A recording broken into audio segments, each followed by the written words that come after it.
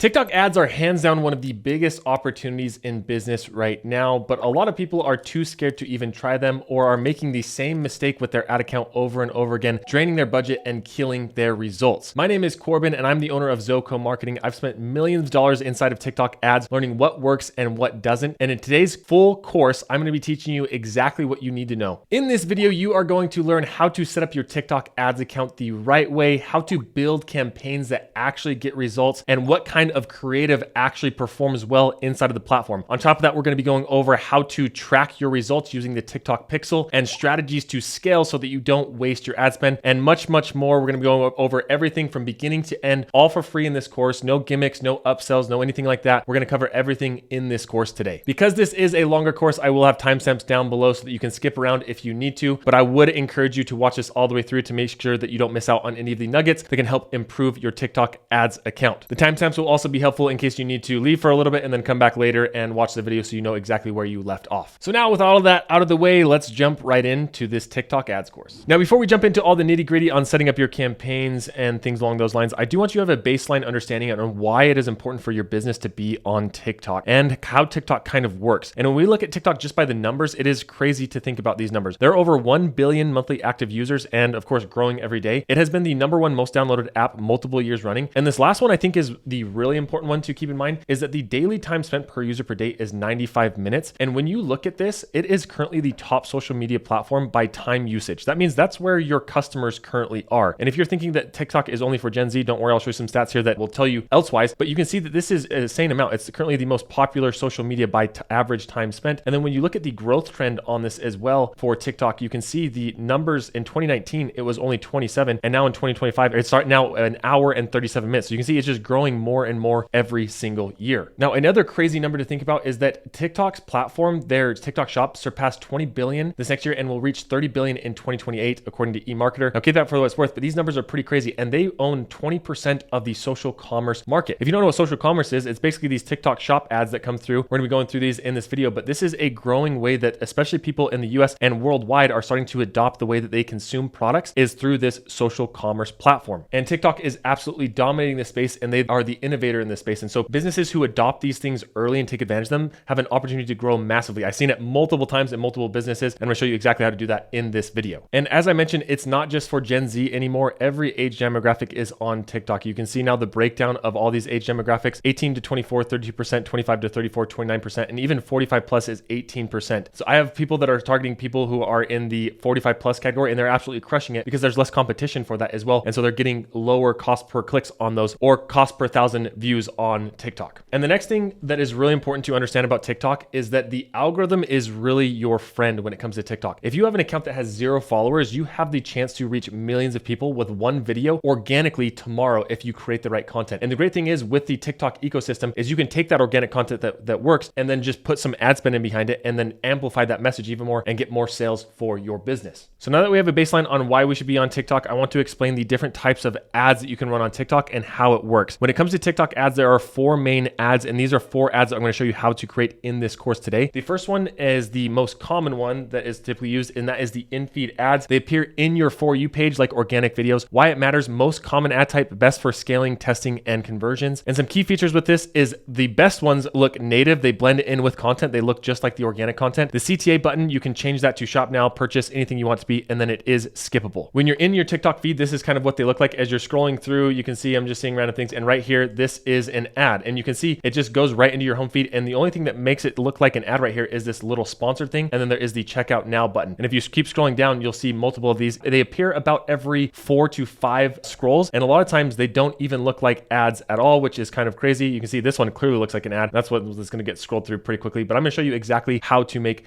ads like this in the feed. The second type of TikTok ad is what's called a spark ad. This is when you boost an existing TikTok post, either yours or a creator. So say that you post something on your TikTok page and it starts to get some views, it starts to get some sales, and then after a week later, you notice that it's not really getting many views. You can then take that video and run it as an ad, and then all of the engagement, all of the likes, the comments will stay on it, and it looks really native to the platform and can be a great way to scale your sales. The same thing you can do with a creator's post. So if a creator posts something and you wanted to then take that post and run it as an ad, you can reach out to them and say, hey, I want to run this ad. They'll send you a code, and then you can amplify that as well. And I'm going to show you exactly how to do that once again in this course. This keeps the likes, comments, and shares on the video, as we talked about. If feels way more native, and then it typically has a higher click-through rate and a lower CPA because you're able to test it organically before you run it as an ad. You can use it for UGC ads, user-generated ads is what that stands for, influencer whitelisting, and then scaling winning creative. The next type of ad, which is a little bit newer of one, and one that I don't think a lot of people realize is inside of TikTok, is TikTok search ads. You can imagine these are going to be incredibly powerful. As somebody goes to TikTok, a lot of people are searching for random things, whether it be vacations, for specific items. Here you can see in this case, I type in cell phone cases, and right here there is a sponsored result. And the great thing about this is it's not only just a text ad like you would see inside of Google, but you actually have the opportunity to create a video for your product that can help sell it when somebody is actually searching for that specific term. So you can imagine this could be very powerful because you can target specific keywords and you can diversify your discoverability away from just the TikTok home feed. So this is a very powerful ad type that I recommend mixing in with all the other ones. And the last one that we're going to be talking about in this course is TikTok shop ads. And this is a little bit newer, but it's been around now for a little bit of time. But the strategy and the way that you set this up is a lot different from some of these other ones. These are ads that actually let the user buy directly inside of TikTok. So you can see in this example right here, this video is being shown. There's this little shopping cart right here, this little orange shopping cart. If a user clicks this or the call to action down below, it will take them to a view that looks like this, where the user can check out directly natively inside of the TikTok shop and does not have to leave the platform. You could imagine why TikTok really likes this and why users really like this, because one, their credit card's already in TikTok, so they don't have to input their shipping information, their credit card information, anything like that. It's a very smooth transition. It's a couple of clicks to buy. Sellers like it because then they're getting traffic and discoverability from TikTok, and then TikTok likes it because they get some of the commission from those sales coming through. So this is a very, very powerful tool, and it is really helpful because TikTok has a built-in affiliate platform that lets you find creators that will make these videos for you, and then once they create these little TikTok shop videos, you can then promote them as well. And I'm going to be showing you that entire funnel in this video. So now let's move on to the actual doing part of this course and set up your TikTok ads account. I'm going to be walking you through all the important settings that you need to know to make sure that your ad account doesn't get flagged or suspended, and also to make sure that it is set up to get the best performance possible. So let's jump right in. Now, the first thing that I will want to call out is that down below in the description, you can find a link to sign up for TikTok ads. That is a link that TikTok did give me to share with my audience, the people who are watching this video, to take advantage of up to $6,000 in TikTok ad credits. This offer won't be around forever, so it may be changing, but I'll be sure to update that link with the latest offers so that you can get some free ad credits when you sign up for a brand new account. So be sure to check that out when you are signing up for that to make sure that you're not losing out on any of those free credits. So once you get to this page though, we're going to hit on the button that says unlock offer. It's going to ask for an email. You can sign up with an email or a phone number if you wanted to. We're going to plug our email in here. This is going to be blurred out, but we're going to quickly put this in here and our password. And from here, we can hit sign up. It is then going to ask for your business name, website, industry, and phone number here. So we're going to go through and fill that information out real quick. And on here, you can see the website URL is optional. This is just a demo account, so I'm not providing it, but I would recommend giving your website URL for settings down the road. And then here you can give more information. Make sure that you are in the right region, currency, and then the time zone is correct here as well. And we're going to click this little box and hit continue on this. Okay, and then once you get into the account, you're going to know something important here. This is for if you do claim an ad credit. This is going to be the terms and conditions here, and then you can see the details on what you need to do in order to get those credits. So you can click on see the details and see all the things inside of here. So I would recommend just getting familiar with this to see how you qualify for these credits. And if you don't see this popping up right here, all you need to do is click on this little top right hand button. There's this little coupon thing, and that will give you an idea on how you unlock those credits. But I do want to show you some other important settings that are helpful to get set up before you start running those ads. So what we want to do is we want to come over here to tools, and then you want to come over here to account setup, and then we want to leave this setup right now. And you can see here, this is some information that we're going to want to fill out. Get started by filling out your information today. Your account won't be able to run ads until this information is complete. So if you want to go try and create an ad, it's going to ask you to do this anyway. So we want to go through and provide our street province, street address, postal code, and then choose our payment method. I do recommend automatic payments. That's where it automatically charges your credit card. Manual payments, you set a threshold, say $100, but once you reach that $100, then your ads will turn off. I like to have the automatic payments. That way, if an ad is working really well, I just keep them running. So once you have that all done, then you can hit submit here. The next thing is on the documents. Now the documents, it may be a little bit of a pain to provide some of the documents here. And depending on where you're located in your account standing, you may or may not need to add documents, but I would click through all these and see if TikTok is requiring you to upload any documents to your account before you start running ads. Doing this will make sure that you're increase your chances of your ad account not getting banned when you start running ads. So be sure to provide any documents that are asking for here. Then we're going to come down here to the payment method, and you can see here, it's going to ask us to enter our billing information and then also add a payment method here. So you want to go through and add a payment method on this section. You can either do credit card or PayPal. I do recommend using a credit card here. And you can see here to add a payment method to launch ads with minimal hassle and reduce risk of suspension. So I do recommend setting this up before you launch those ads. It's going to help in the long run. Next, we're going to go to this thing here that says audience controls, and you see there's locations. You can set up the default location for targeting. For me, I'm going to be doing the United States. So I'm going to scroll down here and then quickly grab the United States. And you can do even by state inside of here, but we're just going to do all of United States. And then minimum age range. So if you wanted to make sure that your ads don't get shown to like anybody under 18 or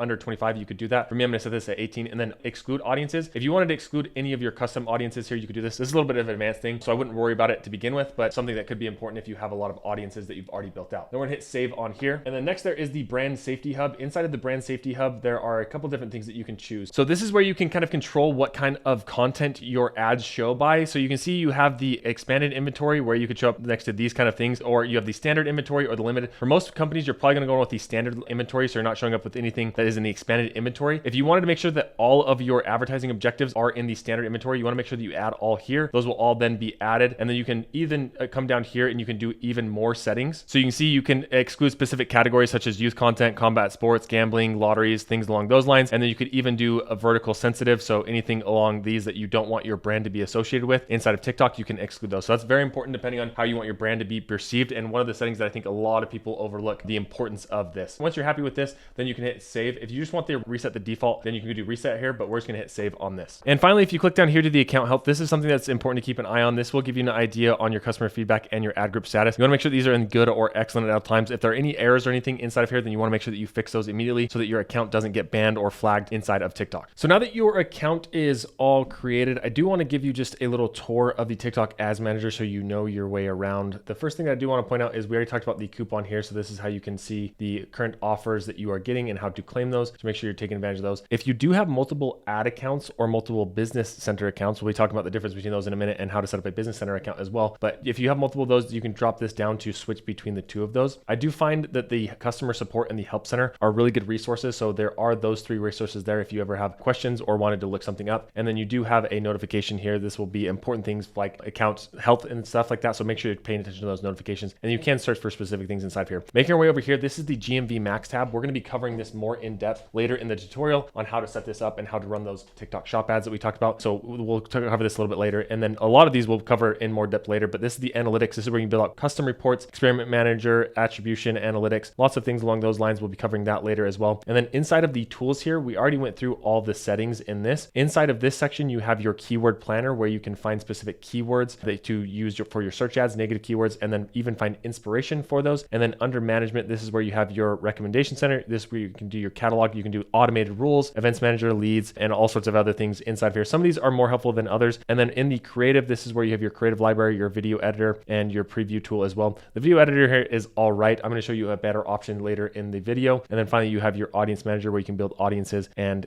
manage comments. Once again, we'll be covering a lot more of these in more in depth, but I just want to show you how to navigate this. Finally, making our way over here in the campaigns. If you click inside of here, this is where you can actually start creating your campaigns. And we're going to be going through a full tutorial in this. And then you have your dashboard. The dashboard is nice because it gives you a full overview on how your campaign is performing. Once you have your account running, you'll see data inside of here and going through. And now I want to move over and talk about this little left-hand menu right here, which is the business center, the ads manager, TikTok Symphony, lead center, app center, and all the above. Now, we just went through and created a TikTok ads manager. And now what I recommend you doing is creating a TikTok business center. And a lot of people ask me what the difference between a TikTok business center is and whether you need a TikTok business center. There are lots of different types of accounts that TikTok has. We just created a TikTok ads manager, provides tools for you to launch campaigns, manage resources, monitor data, and optimize your advertising. You need a TikTok for business account to access TikTok ads manager. And one of the biggest differences here is you can see if you're just running a TikTok ads account and it's just you for an individual and you just wanted to run the ads and you don't need to give anybody access, you can get by with a TikTok ads manager. You can see there's access by an individual business or entity, login via phone, email, or third party. But where a TikTok business center really comes into play is businesses who want to enable centralization and use efficiency through partners or roles, or you wanted to give somebody else access to the account. I highly recommend pretty much everybody set up a TikTok business center because as you'll see, it's not very hard to do. And then it allows your business to scale a lot easier. And not only does it help you manage your TikTok ads account, but it is almost like an umbrella. You can see the TikTok business center here that helps you manage your TikTok ad account, your TikTok account. So if you, wherever you're posting organic content, the users, as we mentioned, pixels, catalogs, audiences, and now even TikTok shops. If you're hosting multiple shops, it just makes it much easier all in one place. So the question is, how do we set up a TikTok business center? Well, once you are inside of your ads manager, what you want to do is hover over this left-hand column here and then click on business center. Once you get to the business center, it will ask you a couple of questions right here. You can see mine is already in here. It'll ask you a few questions about the business again, and then you can click inside of here and eventually you'll be taken to a view that looks something like this. Now, inside of the business center, you'll notice there is a little drop down here in the left-hand menu. We're going to go through all this, but I want to go through what really matters the most, and that is to set up your accounts. So once you are inside of here, you want to come over to users. You want to make sure that you have yourself here. If there are any other members that you want to add at this time, you can click on add members here and you can add them. So if you click on add members here, you can get their email address and you can give them specific roles, whether an admin, standard, finance, or financial analyst. You can decide which one of those that you hit next. It will then send them an email and allow them to log in. Once you have given all the users that you want to have access to your business center, now you want to come over to accounts and you want to link all of your accounts to your business center. This is going to allow you to have everything linked together, and it's going to make the process when you're running ads so much easier. So just take the time to set this up and it will save you a ton of headaches. The first thing that you want to do is make sure that your advertising account is connected here. You can see in this demo one, if you just created your account and then just created your business center, it might automatically link. If it does not, for whatever reason, you click on add advertising account here, and then you can request access to one, hit next here, and then you can do the admin. And what you want to do is find the ad account ID to that business and then hit next here. If you don't know where to find that ad account ID, all you need to do is come back over to your TikTok Ads Manager account, click on this, and then right here, you'll find that ID that you can copy over and then request access to that. Once you request access, you'll notice here, this is the account that I've requested access to. It has this here, and then you can see there are 0 linked assets and there is 1 member. When you request access to an account, it doesn't mean that every single member has access to that account. So say that I invited somebody and I wanted to give them access to this ad account. I then need to come back in here and then once again, add individual user. So I can click on add individual user here, or sorry, these are the people that have been added. You can see there is the email there. And if I wanted to assign a new member, I could add somebody else that is inside the ads manager and then make sure that I give them whatever permission I want to the ad account and then hit confirm. And then from the business center, they then will have access to my account. It's going to ask for a confirmation email here. So I just need to do that real quick. Now, once you have your TikTok ads account linked and the members inside of there, the next thing that you want to do is link your actual TikTok account. This is the account that you're going to be posting content to, your business account. You can click on add account here. Once you do this, you can link an existing account or create a brand new TikTok account if you wanted to. And then you want to do the send a QR code. So you can hit next here. And then it's going to ask for a couple different settings. I would recommend the manage account. This is going to give you the most access to the account, especially if it's your business one. If you're giving this to a advertiser or an agency, then you could do the deliver ads, but most people are going to want to manage account. And then here you want to show ads or show ad in the profile. And this is going to be a personal preference. If you want, when you run an ad, for it to only show as a ad and not an organic post, then you can do this option. If you want the ad when you launch an ad to show on your organic profile as well, you could do this option. That doesn't mean that you can't take an organic post and run it as an ad later. Most people, you're probably going to want to go with this top option so that if you're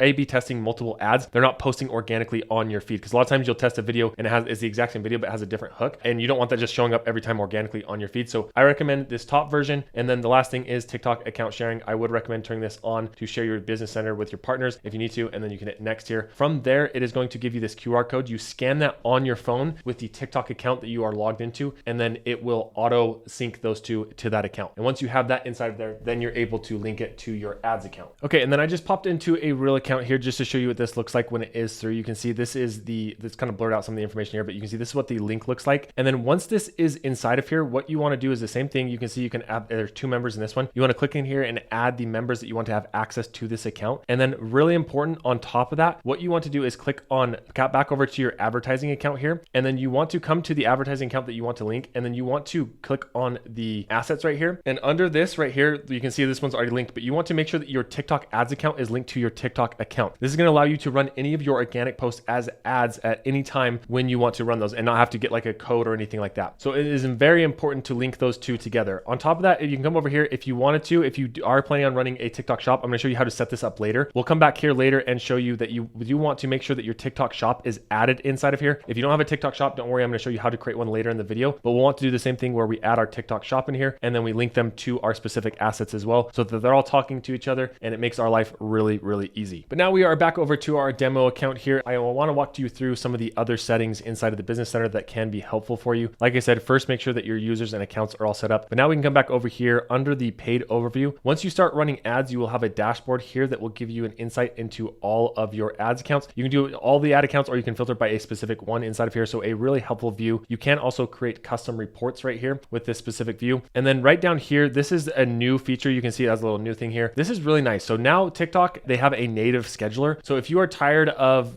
going to your phone and doing the scheduler here, this allows you to actually schedule out posts. And once again, in this demo account, we don't have any content created here. So I'll move over to a real account. Oh, this is all kind of blurred out here, but you can see it has all of the posts inside of here. And then if I wanted to click on the scheduler, this would allow me to take any kind of content and actually scale it out in a calendar view. As you can see right here, you can scroll down and add specific posts on days, or you can post a new video and have it on a kind of a calendar view that is really helpful. The creative library is where you can upload specific videos or images so that everybody in your account has access to them. So if you have a Google Drive or something that has a lot of videos or photos that maybe advertisers could use for your specific brand, I'd recommend uploading them in here so that anybody who has access to your business center can have access to those photos photos and videos and turn them into ads. And finally, we went through the users and the accounts. Inside of the assets, these are some of the other assets that you can add, such as catalogs, audiences, leads, forms, and even minis here. And then partners. A lot of people probably won't use this, but if you have a specific partner that you might be working with, this is where you can add them inside of here. And then finally, you have the brand finances. Inside of here, you can set up your payment management and then manage your billing options as well. You will need to be a finance or an admin in order to access these right here. And then you have your brand safety hub. We already went through a lot of this inside of the ads manager. If you wanted to set up the business center settings as well, you could do that. You can see it has the ad center settings here as well if you wanted to change any of those. And then you have the business center settings here. I would recommend setting up two-step authentication so that people don't try to hack your account, and then also allow an email list domain. So if you wanted to add your specific domain here, this is where you could do that. So Zoco Marketing, I could do www.zocomarketing here to make sure that only people with Zoco Marketing domains can be in the business manager account. So now if you've been following along up to this point, you now have your TikTok ads manager created and your TikTok business center created, and everything is linked up and ready to go. The next step that we need to do is to set up our TikTok pixel. And the TikTok pixel is basically a little piece of code that you place on your website that tracks people that come to your website. As creepy as that may sound, it is very important. I would not recommend running your ads without this, because it's going to inform you on which ads are performing best, inform you on how much it costs to actually acquire a sale, and it's going to send all that data back to TikTok Ads Manager so that you can create other audiences such as remarketing or lookalike audiences to find more customers who are likely to purchase your product. And setting it up is very easy, especially if you are using Shopify. And so I'm going to walk you through the entire process here in this video. So in order to set up the TikTok pixel, what you want to do first is come to your TikTok Ads Manager that we just created. And then once you're inside of here, you want to hover over here under the tools section and then come over here to Event Manager. Now, if this is your first time creating a pixel, your dashboard may look a little bit different, because I use this account a lot for demos and things and setting up the pixel. So it may look something different, but you want to click on the button that says Connect Data Source or Create Data Source here. We're going to connect a data source. And then for you, most people watching, you're going to want to do a web conversion. So we're going to click on the web conversion here. And then you want to type in your website. Now, once you type in your website, it is going to identify probably the best way to set up your pixel. You can see in this case, it identified that I am using Shopify, so it gives me the recommended option here. There are other partners that they have, and you could even do a manual setup if you wanted to. If you go with any one of these routes, they will kind of walk you through step by step on how to do this, but I'm going to show you the easiest way to do it with Shopify here. So we're going to hit the next button on this, and then it is going to tell us that we need to go to TikTok and install the TikTok app for Shopify. So in order to do this, there are two different ways you can do it. You can either Google TikTok shop for Shopify, and it'll take you to a view that looks something like this. You want to make sure that it is the one made by TikTok here. The developer is TikTok Inc. And mine says open because I already have this installed on my Shopify store. Yours may say install. Another way to get there is just go to your Shopify store and then type in TikTok app, and it will take you to that view. And then you want to make sure that that app is downloaded. Once it's downloaded, you want to come to your Shopify store and click on the TikTok tab here. You will see there will be two different tabs. One is the TikTok ads setup, and the other one is the start selling on TikTok setup. We're going to be walking through both these in this course, but the first one that we're going to be talking about right now is the TikTok setup. You can see you need this to connect users to your TikTok ads in one place. And the nice thing is it automatically sets up the pixel as well. So we're going to hit continue to set up here. All right. And once you get into here, it may automatically already connect to your TikTok for Business and your TikTok Business Center account. You will want to click these drop downs and confirm that it is the right account. You can do that by coming over to your account and then clicking on the drop down here and making sure that those match. Same with the Business Center account. And then you do want to find the right ads account. I have access to a lot of them, so I want to scroll down and make sure I find the right one here and then hit connect. And if you only have one, then it'll only show one option there, and then you can connect those settings. It's then going to ask for the data sharing model. I would recommend going with the maximum. It's going to get you the best results inside of the ads. We'll just want to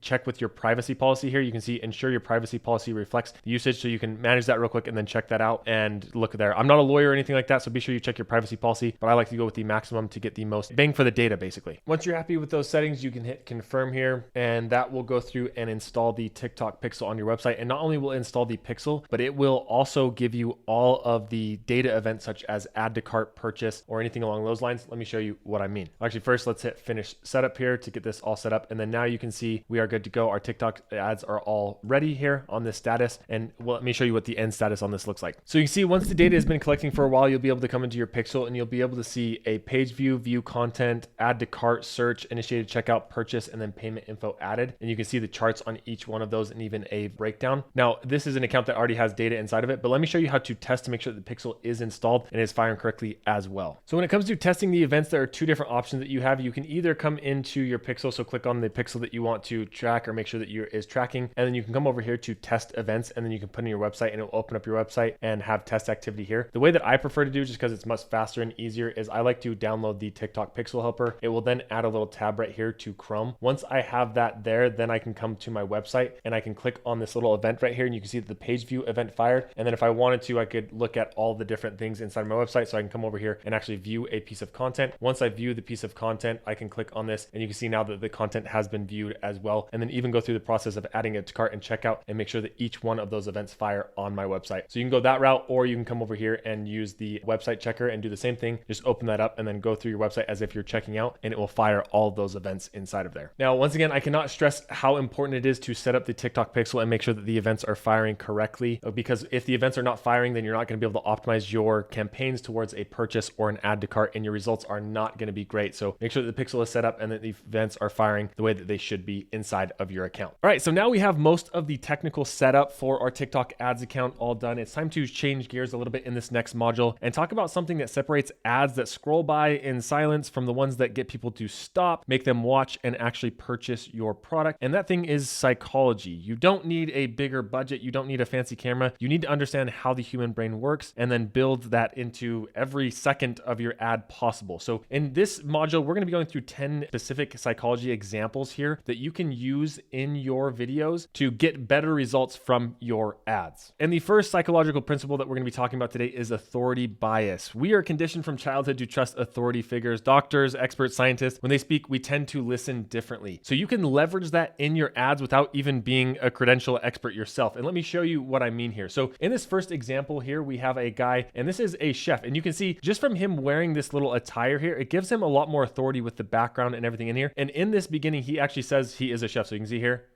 I don't own a restaurant myself, so I know about good quality. So you can see there, he has the attire that matches a chef, and then he comes out and says, and I am a chef myself, and that creates authority bias. The next example we have here is somebody in a full lab coat. Now, this isn't a doctor or anything, but he is creating these oats here. So you can see have eyes on every step of the process. It just shows them at the very beginning, and then it walks through the entire process. Now, another way to use authority bias is by using celebrities. Now, this may be something that is in and out of your budget, but it is something that does create authority bias, and something that works well, and that's why a lot of people do it. But you can see here in this example, we have Mario Lopez, and he says here, hey, Mario Lopez here, and then it goes into the ad. Hey, Mario Lopez here. Please don't scroll because I got to tell you something. All right, guys, so I'm sorry to break it to you, but your GLP-1 providers...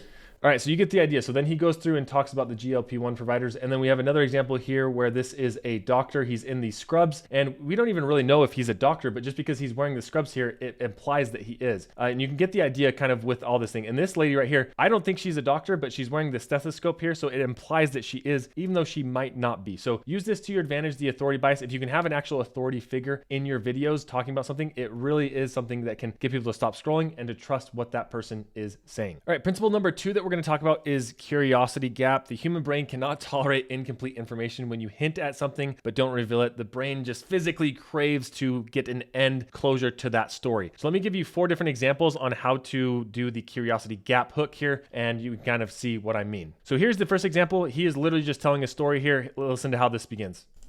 Chat, you won't believe it, right? The other night, so I'm in Wigan, an away game. Some people, I'll tell you what, seem to not realise what bloody soap is, right? So you can see there, it just starts off with this story. You won't believe it, chat. And then he goes into it. He has an accent as well that kind of draws you in. And you want to know, like, what is going on? Like, why is he talking about in this story? Well, it comes to find out that as you go through this, you can see that he is actually just talking about soap. And he is promoting this Sasquatch soap here. So it becomes a great ad, but that is an example of curiosity gap. The next one here is a visual curiosity gap. Can you remove this long bar? It seems like the only way out is along the circular track. At first, there's no obstruction. Could it be that easy? Another example here, this is one that I really like. You're starting off by setting an expectation of saying, I used this COPD lung spray for 4 weeks. Here's what happened. You're setting a very specific expectation. And this is another principle that we're going to talk about later as well, the specificity principle, but it's giving you an exact timeline. And you're saying, okay, I did this thing for 4 weeks. Here's the outcome. And so people want to understand what happened after those 4 weeks. This next one here, this guy starts off by saying, don't do it. And he's looking through this window. This is becoming a little bit of a trend as well, but this is another way to do the content gap psychological trigger. Don't do it. Don't do it. The chicken is dry. You're going to quit by March. So he's looking at something else. There's anticipation of understanding what he's looking at here. And another great example of a curiosity gap. I would say in general, pretty much every single TikTok, the hook should create some sort of curiosity gap with people. These are just some more extreme examples here, but always be thinking about how you can create a curiosity gap. All right, and the third principle that I want to talk about is identity alignment. People do not buy products, they often buy versions of themselves. So every purchase is partly a statement about who we are or who we want to become. People buy fitness equipment because they want to see themselves as someone who values their health. Other people buy premium tools because they see themselves as like a serious professional. And some people buy books or things because they see themselves as a avid reader. So let me show you some examples on how to do identity alignment. So here's one example of identity alignment for fitness. I eat to feed the machine. Oh, it's overnight. More reps, more strength. More flavors than I can count. Beast mode activated. Chocolate peanut butter banana. So that is in alignment with somebody who wants to be fit. The next one is, you can see this one from the hook right beginning, why real men are switching to this ring after marriage. This is someone who wants to become a manly man. This is the ring that real men wear.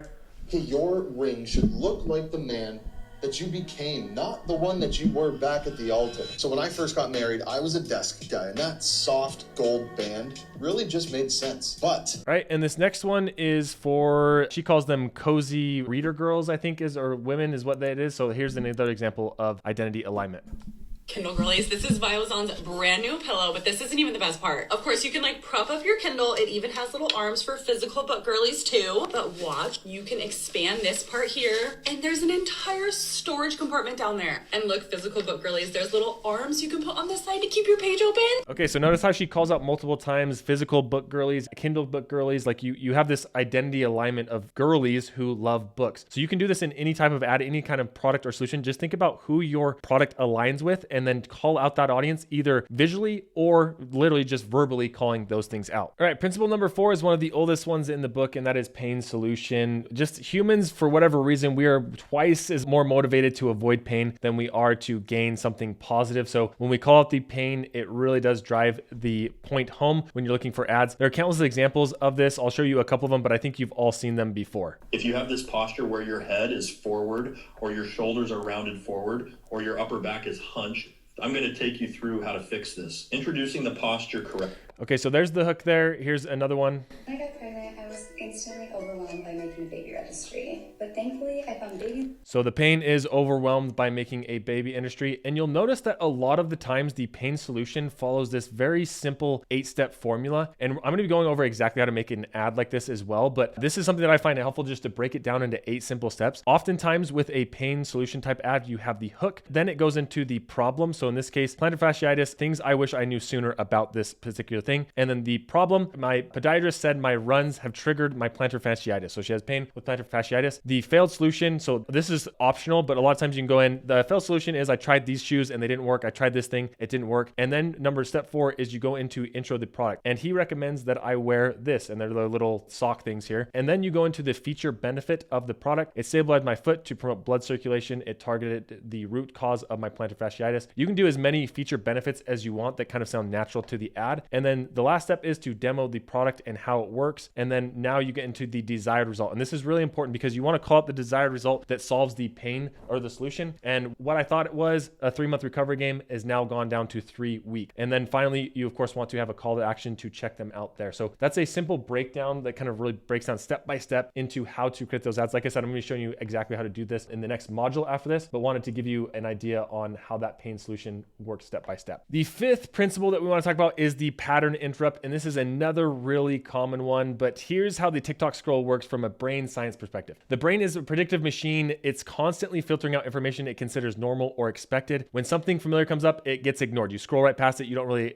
pay attention to it. A pattern interrupt is anything that breaks that prediction. So something that the brain thinks, oh, that's different. I didn't expect to see that. Or wow, that kind of was like shock and awe kind of factor. So let me show you some examples of pattern interruption, even though you probably have seen these a lot and you kind of have an idea, but here's some products that use pattern interruption. So breaking things or throwing things is almost always a good pattern interrupt. You can see they literally had this shot just for this one spot and they don't even use anything else from the scene. Another one here from the same luggage company. Lets you down. That's why we made this. You spend months planning a trip. So you can see it's a quick shot that has a pattern interrupt and then it goes into the product or service. This is another one where you have a couple of bowls here and it's a different pattern interrupt. Dr. Swatch made spray deodorant. Okay, so you see he has the bowl here. He's wondering what that's going on. Another simple pattern interrupt is just this right here, this little ASMR pattern interrupt. And there are multiple examples of these. You can see. Try beets. This dude all covered it in red here. And then this one is like an AI one where the result is like the scalp is kind of going crazy here. So it really... You know what hard water does to your hair? When you pour hard water on... has your hair falling out there and makes you stop. And if you have that problem, then you're probably going to stop because of that pattern interrupt. Principle number 6 is price anchoring. This one is pretty straightforward. It is showing a higher price and then showing the actual price of your product. This could either be anchoring to a more expensive product, to a more expensive service, or it could even be talking about how your price is now reduced because of XYZ reason. So you can see here in this example, they are comparing this bracelet that looks identical to the other one. One is 35,000, the other one is 75,000. This one, they're comparing other insurance rates. Theirs is 47 versus 98. A very, very common and well-used psychological principle. Principle number 7 is reciprocity, and this may just be one of the most underused principles in TikTok advertising. The psychology of reciprocity says that when someone gives you something, you feel a natural urge to give something back. And this works really well when it comes to ad. When your ad genuinely teaches someone something valuable, before you even mention your product, oftentimes it creates a lot of goodwill and they are more likely to buy your product or service. In this case, this is where tutorial type ads work really well to create reciprocity. You can see in this example right here from this True Dental Implant, this ad is over 22 minutes long, but I'm absolutely crushed it because it walks through everything that you need to know about dental implants. It's a full master course on this thing. So by the time you watch this all the way through, you feel like you've learned a ton and you are way more likely at the end to click this button and actually get a quote for the dental implant. So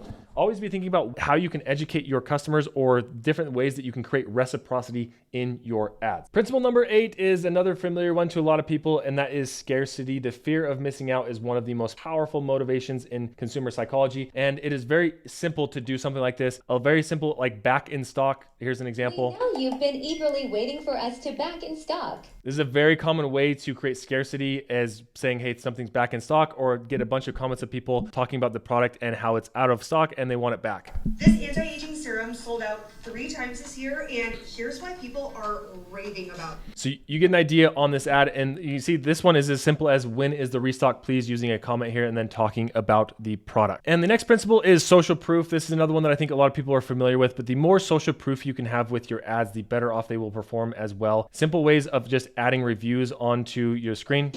We've got you covered. We can find you a dentist who's trained. Or in this example, they are talking to an actual customer and getting thoughts on the product. Here, they are using social proof by talking about 90K followers on Instagram. And then this one is, hey, I was pregnant. We already looked at through this one. It is as simple as getting real people talking about your product and then showing that through images, through stories, or any other way. And the last social principle I want to talk about, this is one that I don't think a lot of people realize or use as often as they should, but this is the specificity principle. And here's the simple rule. Specific claims are believed, vague claims are ignored. Like, let's compare. Lose weight fast gets ignored. Lose 11 pounds in 23 days is a lot more believable. Boost your income, ignored. Made $4,387 in 12 days, more believable. So here's some examples. You can see, watch how this changed my skin in 2 weeks, and it goes through day by day. This product for 2 weeks straight would lift up my eyebrows to see how it would... Each one of those, so you see the exact before and after result. Same day 0 using C buckthorn to clear my skin. Same kind of thing where it goes through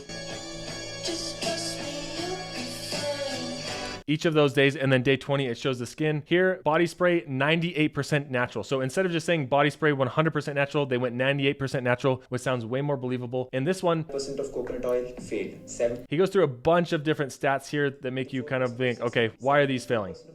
So whenever you're using numbers, always remember the specificity principle and use specific numbers, because there's something about vague claims that people just ignore. They want more specific numbers, and it's way more believable that way. So now that you understand some of these psychological principles used in TikTok ads, I now want to equip you with the tools in order to find more ad inspiration, or how to spy on competitors, or how to just collect ads that you may like so that you can find them for your product or your niche or your service. So we're going to be going through 4 different tools in this video. 2 of them are free options, and then 2 of them are free/paid options that you can use. I just want to give you all the options out there, and kind of so you can decide which one is going to be best for you. All right, so the first tool that we're going to be talking about in order to find inspiration for your ads or spy on competitors is the TikTok Creative Center. This tool is 100% free. I'll leave a link to this down below so you can check it out, or you can just Google TikTok Creative Center and find it there. Inside of the Creative Center, there are a lot of tools, but the main one that we're going to be talking about today is the TikTok Ads Inspiration. You can see there is also a keyword insight, creative insight, top products, education, and even trends and things that you can find in here, but we're going to be talking about these top ads. Now, once you click in the inspiration and top ads, it'll take you to this view right here. Now, one of the limitations of the TikTok Creative Center that is important to note is that in order for ads to show up in this view, people have to opt into it. And most smart advertisers or people who are spending a lot of money purposely opt out of showing their ads inside of the TikTok ads library. So keep that in mind when you're looking at this tool. Is a lot of times, yes, these are top ads, but they're top ads of people who have actually, I don't want to say are dumb enough to opt into this, but just didn't maybe realize that they were opting into this dashboard. So keep that in mind when you're looking at these. It doesn't include all the ads, and that's one of the limitations of this tool. But that being said, it can still be really helpful for finding inspiration. So right here, you can start off by doing a search for your product or service. So if you have a specific product service, you can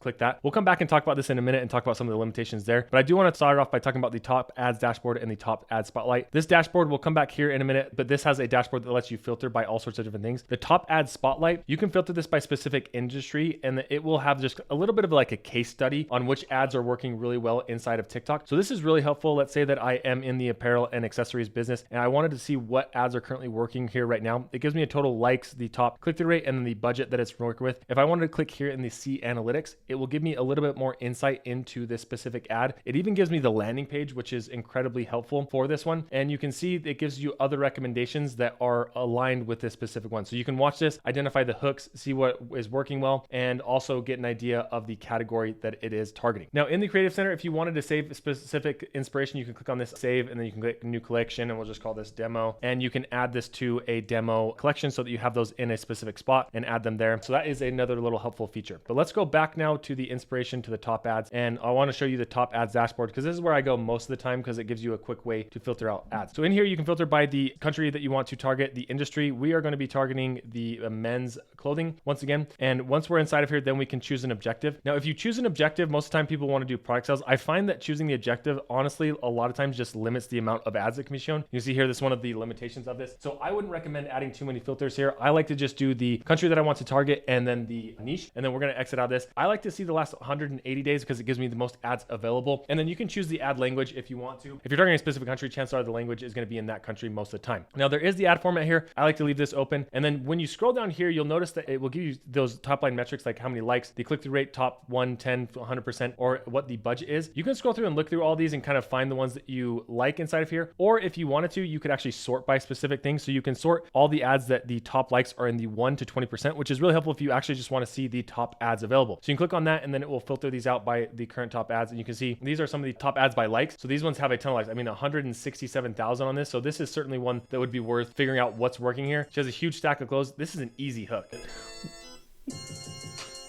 This is an ad format that works really well for whatever. So if you're doing apparel, she just has a big stack of clothes and then it goes right into that. So that's something that you could learn there. And same thing, you could click on the analytics here and then look at those same analytics that we were looking at. Or if you wanted to save this one, you could come in here and then it will save to your ads. You can manage that in there as well. And as I mentioned, you can do search for a specific keyword here. I do find that the search is a little bit buggy sometimes. So say that, for example, I'm selling a protein and I wanted to find keywords related to that or videos related to that. If I do a search here for protein, like a pretty general search term, it will show you some of the videos related to this. Depending on how niche your keyword is, you may or may not find ads related to this. It gives you a pretty good library of all the things that have protein inside of them. Now, the second option to find inspiration for your ads is TikTok actually is coming out with this new platform called TikTok One. It does seem to me that eventually TikTok One may replace Creative Center. So you may want to lean more towards using TikTok One. You see this is literally in the Creative Center. It's showing, hey, check out our new product right now. So if you click this button, it will take you to the TikTok Creator One platform where you can look at all these different things. So you can also get here by coming to your ad account, hovering over tools, and then coming to creative inspiration. And then you can leave the view here. Once you are in this little view right here, it will take you to kind of like a in-platform view where you can quickly look at ads. But if you wanted to get to the full view, you click explore mode and it will take you to the same picture that we're looking at right here. So there are two different ways to get there for this TikTok One creative library. Now in the TikTok One platform, it has a very similar format where you can find top ads. And honestly, I haven't really found a difference on this versus finding it in the TikTok Creative Center. It's a lot of the same data, but where the TikTok One platform does stand out a little bit is this top ads insight. If you come into here, what you can do is you can filter by specific categories. So let's say that we wanted beauty and personal care. You can sort by a specific region if you wanted, and then the last 30 days, and then you can sort by one of these. We're going to do top video views, and let's hit reset here. And what this is going to do is it will find the creative approach that is working best in that specific niche. You see right now, I found that this doesn't work very often. I think it's a little bit of bug, or it may be getting rolled out soon, but the creative approach isn't working as well. But down here, this is really helpful. I found this little feature for the TikTok one very helpful. So what it does is it gives you the category here where you have your target audience, physical product, commodities, applicable scenarios, and you can see it has specific selling points and examples from those specific selling points that you can go and glean insights from each one of these. So this is an absolute great way to find more inspiration. All right, now the third platform that we're going to be talking about is a paid platform, but if you check out the link down below in the description, you can get a free trial to see if this is something that you like. This is actually my preferred tool, to be honest with you. For me, someone who's doing ads a lot, is really helpful. It may not be worth it for other people who are maybe just doing ads one-off, but you probably got a preview of what this can do in the psychology module that we went through, because what you can do with this is you can actually create specific boards and save ad inspiration for each one of those boards. So I have boards here for all the psychology things that we talked about. I have ones for specific like Black Friday comparison, all sorts of different things. I have ones for each of my clients. So it makes things really organized. What I like about this is, one, it's not just limited to TikTok ads, and it also covers all of the TikTok ads. So whether people opt in or opt out, they're able to pull all those things in there. And then two, the search functionality is really good, and you have filters here that make it really nice. So if I wanted to find specific ads, let's say that we have here, there's just a community feed that has a bunch of them, and I want all of the ads that are videos, or the format is video. I can filter that by video, so I'm only seeing video ads, and then I can come over here and I can do a specific niche as well, just like with the TikTok Creative Center. And let's say that I wanted to, here, let's do beauty, same thing, then hit apply, and I can have like an basically like an endless feed of a lot of different ads that are related to beauty. The thing that I like about this as well is I do find that the search function works a lot better and gives me a lot better results. Like let's do our same thing where we type in protein here. Let's filter these out here and then type in protein. And you can see from this one keyword term, it gives you a lot of different ads inspiration. More will load in here on the right hand side. So it's just a great way to find more inspiration. And also this is the community feed, but another good thing about this is you can actually spy on specific brands. So it will have a list of all of the brands inside of each platform. So you can do by specific platforms if you want to, all the ad libraries, and you can search for a specific competitor here and view all of their ads. So let's say Built Basics here. If I wanted to look at this, I can filter by this and I can look at all of the ads that they're currently running, whether they're images or videos. And if I wanted to save these to a swipe file, like let's say that I like this one right here, I can click on this, I can go and I can save it to one of my boards here and then hit save there, and then it's inside of the board. Okay, and the fourth tool that I want you to be aware of is Callow Data. This isn't one that I use a ton, but it is very helpful and a lot of people use it in the industry. This is particularly helpful if you are in the phase where you're trying to figure out what to sell on TikTok, specifically on TikTok Shop, which we'll be talking more about later on in the course. But with this, even with the free plan, you can get a free plan by checking out the link down below. You can see you can get 10 searches per day and you have 10 remaining. So you can get 10 of those searches per day. And if you come over here to the shop tab, you can filter this by item sold and you can see which current brands are doing the most inside of TikTok Shop. So you can take example of some of these ones, this caffeine, candles, and chaos. They are doing numbers. They've done over 384 items sold just in the last 30 days. So if I wanted to look more into this brand, I can click on this and see some of their information. And then from here, I can even take this brand and put it into Foreplay and look at and see what ads they are currently running. But this is another helpful tool for a lot of people. If you wanted to get this, I don't pay for this tool specifically, but I know a lot of people find it helpful. I personally find Foreplay more helpful for what I'm doing when I'm finding inspiration for ads, but this is another tool that I wanted you to be aware of. So now if you've been following up to this point, you have some understanding of the psychology behind ads that work and tools that you can use either free or paid to find inspiration for ads or to organize those ads. Now it's time to take it to the next step and actually create some ads. And that's what we're going to be covering in this module, is how to actually create TikTok ads. And we're going to be covering 3 different methods here. And I'm going to be walking you through step by step on these methods here. So when it comes to ads, you have 3 different options here, right? The first option is to do it yourself. The pros of this, it's often the cheapest option, can make real-time edits based on changes on the data that you're seeing inside of your account. Easy for you to duplicate ads and change the hooks. The cons of it is oftentimes it's the most effort because you are scripting, filming, or editing. But with AI now and the editing tools, it makes it actually a lot easier than it used to be. And it can be not very scalable, but it also can be if you become really good at editing. And the tool that I recommend is using Capcut. And we're going to be going through that in just a minute. The second option that you have here is to hire a creators. The pros of this is it's typically best converting because UGC creators just convert really well. It is also very scalable. The cons is often this becomes one of the most expensive options depending on which option you go. And the tools that I recommend for this is one called Viral Ecom Ads or Fiverr. You can find people on those. I'll be walking through that in a minute. And then the last option, which is becoming one of my favorite ways to create ads, is using AI. The pros of this is it's the fastest option. It's very scalable. And oftentimes the cons of this is it says it's the lowest converting, but I have found that actually now with the new updates with AI tools, it's becoming one of the better converting ones. There is a slight learning curve with AI, but you'll see it's very easy to create these videos and I'll show you exactly how to do that. The tools that I recommend for this is Creatify and ArcAds. So let's start with option 1 and show you how to actually edit a video. All right, so the first thing we're going to need if we are going to create an ad is a product itself. For this one, we're going to be using these Oikos protein shakes. This was just on my desk, so I figured it'd be good to make a quick video about it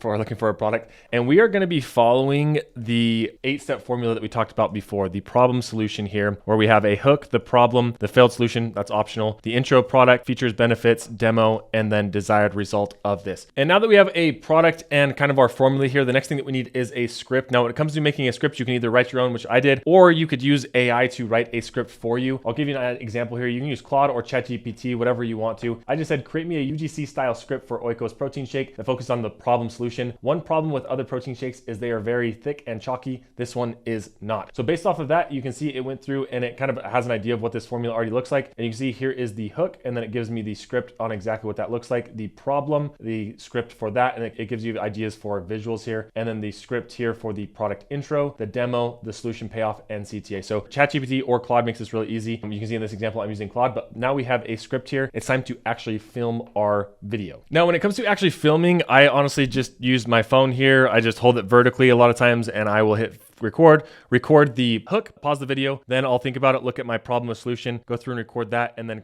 I like to change up the angles on where I'm recording so that something new is being shown every 3 seconds, or at least a different background is being shown every 3 seconds, or a different angle of the background. The other tool that you may want is something like a tripod in case you don't want to hold your phone. That's honestly really all you need to get started with creating TikTok ads. Okay, so I'm not going to bore you with the actual filming here. I think that's pretty self-explanatory, but you can see I went through and filmed a hook, problem, product intro, feature, benefit, feature, and then the call to action here. So what I can do now is I can import these into Capcut. And if you aren't familiar with Capcut, it is a video editor. It is actually owned by ByteDance, which is the owner of TikTok. So it integrates really well into TikTok, and they have a free plan, which you can use free forever. I have the paid version because I do find some of the paid features are worth it for me. But if you check out the link down below, you can download this for free and follow along, and I'll show you exactly how to use Capcut. I think it's one of the easiest video editing platforms and user-friendly to use. That's why I like it. So let's jump into that. So once you download Capcut, you'll have a view that looks something like this. You want to come over here to this big blue button that says create project. Once you're inside of here, this little part right here is where you can import your media. So you'll of course want to have the media on your computer, or you could even do this from your phone. Honestly, I just prefer to edit from my computer. We're gonna click on the import here. From here, we can go into our videos that we want to import. So I'm gonna grab all of these and then just import them. You can also drag and drop them into the platform as well if you want to. But once you have the media in there, you can see there's this little collapsible button. So if you click out of this, or for whatever reason you don't see the media thing, you just come over here to this left-hand column, and there's the media column that allows you to add more videos. If I wanted to add another one, all I need to do is click import, and it will take me back to that view once again. Now, there are a ton of settings inside of here in Capcut, but I want to go through the ones that are most important and kind of get you familiar with the interface here. You can see in this left-hand column, you have your imports, you have yours things, you have AI media, you have spaces, and then you have a library here. So it will house all of your different assets. Not something you use very often, but up here in the top left-hand corner, there are a few different settings that we'll be walking through in this video. But right now, we just want to go to our imports right here, and I want to import in these orders that I want them to. So I just enabled these 1, 2, 3, 4. So I'm just going to put these in here. We'll do 1 and then hit OK. We're going to make sure we don't have any more of those reminders. And then 2, just drag them onto there. And then the third one here,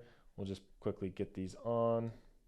And you can see right now I'm running out of room in this timeline. So if I wanted to zoom out a little bit, I could click on this little thing and zoom out, and you can see that just makes the timeline a little bit longer for me, or I could even zoom into a specific timeline. But for here, we want to zoom this out. So now we're gonna go back over to our third and import that, and then our fourth, and just drag all of these onto here, 5, and then 6 as well, the last one that we have. So the first thing that we're gonna wanna do now that we have these in our timeline is you can see here, it has the video playing right here, and then below it has the audio. So these little spikes here are the audio that are coming through. And you see there are a lot of dead spaces in between each one of the videos. So we're going to want to quickly cut those out. And what I like to do is you can see if you hover over this, you can drag this so you can see the audio a little bit better. You can see when it's like this, it's a little bit harder to see. So I like to grab this, and then I like to quickly come over here, hover over where I want to cut this. And then we're going to zoom in just a little bit more to make it easier on ourselves. And wherever the audio stops, I like to just grab this little cut tool here. You can either split it just like this, or if you wanted to split and delete to the left, you can click on this one, or split and delete to the right. You could do that. Now you could also use the hotkeys here if you wanted to. Honestly, I don't use the hotkeys very often because I'm just still learning this platform just like everybody else. But when you come over here, you can click that, and then you can either grab it and delete it, or you can come over here and wherever you want to split, you can do delete to the left, and it will delete it wherever that cut was. So we're going to quickly delete that, and then we'll come back over here and I'll do the same thing where I delete to the right to get rid of those audio dead spots, and then same thing, click to the left. If you aren't sure for whatever reason, if you want to show that video, you of course can click the spacebar to play the audio and make sure that it is what you want it to do or where you want it to cut it. But I like to go just beginning to cut the dead spaces here. We're going to do this real fast. Okay, so I've gone through and cut out all the dead space. You can see here at the beginning of the video as well, there's a little bit dead space. This is really important with TikTok. You don't want anything right here. You almost want the video to start right on the audio there. So I'm also going to clip and delete that little part as well. Now, if you ever make a mistake or cut something that you don't want to, there is a little undo button right here. So if you click that, you can see it will add that spot back in, or you can undo there by clicking that button as well. Now you can see right now, I currently don't have any videos highlighted. So the options kind of run out after this little cut button. If I highlight the entire video or highlight a specific video, a couple more appear. And one of the things that I really like about TikTok here is this enhanced audio, because right now I'm in the room where it's kind of echoing. I'm not using a microphone or anything. So if I wanted to enhance the audio, I can reduce the noise, enhance the voice, and then normalize the loudness as well. These are paid features, so you will need the premium in order to use these. But I just wanted to let you know, this is one that I often use. I'll just click all of these so it quickly increases the quality of my audio. And before I adjust that audio, here's just like what the audio looks like right now. Feel free to 2x speed this if you don't want to listen to this whole ad, but I just want to show you what the before and after looks like so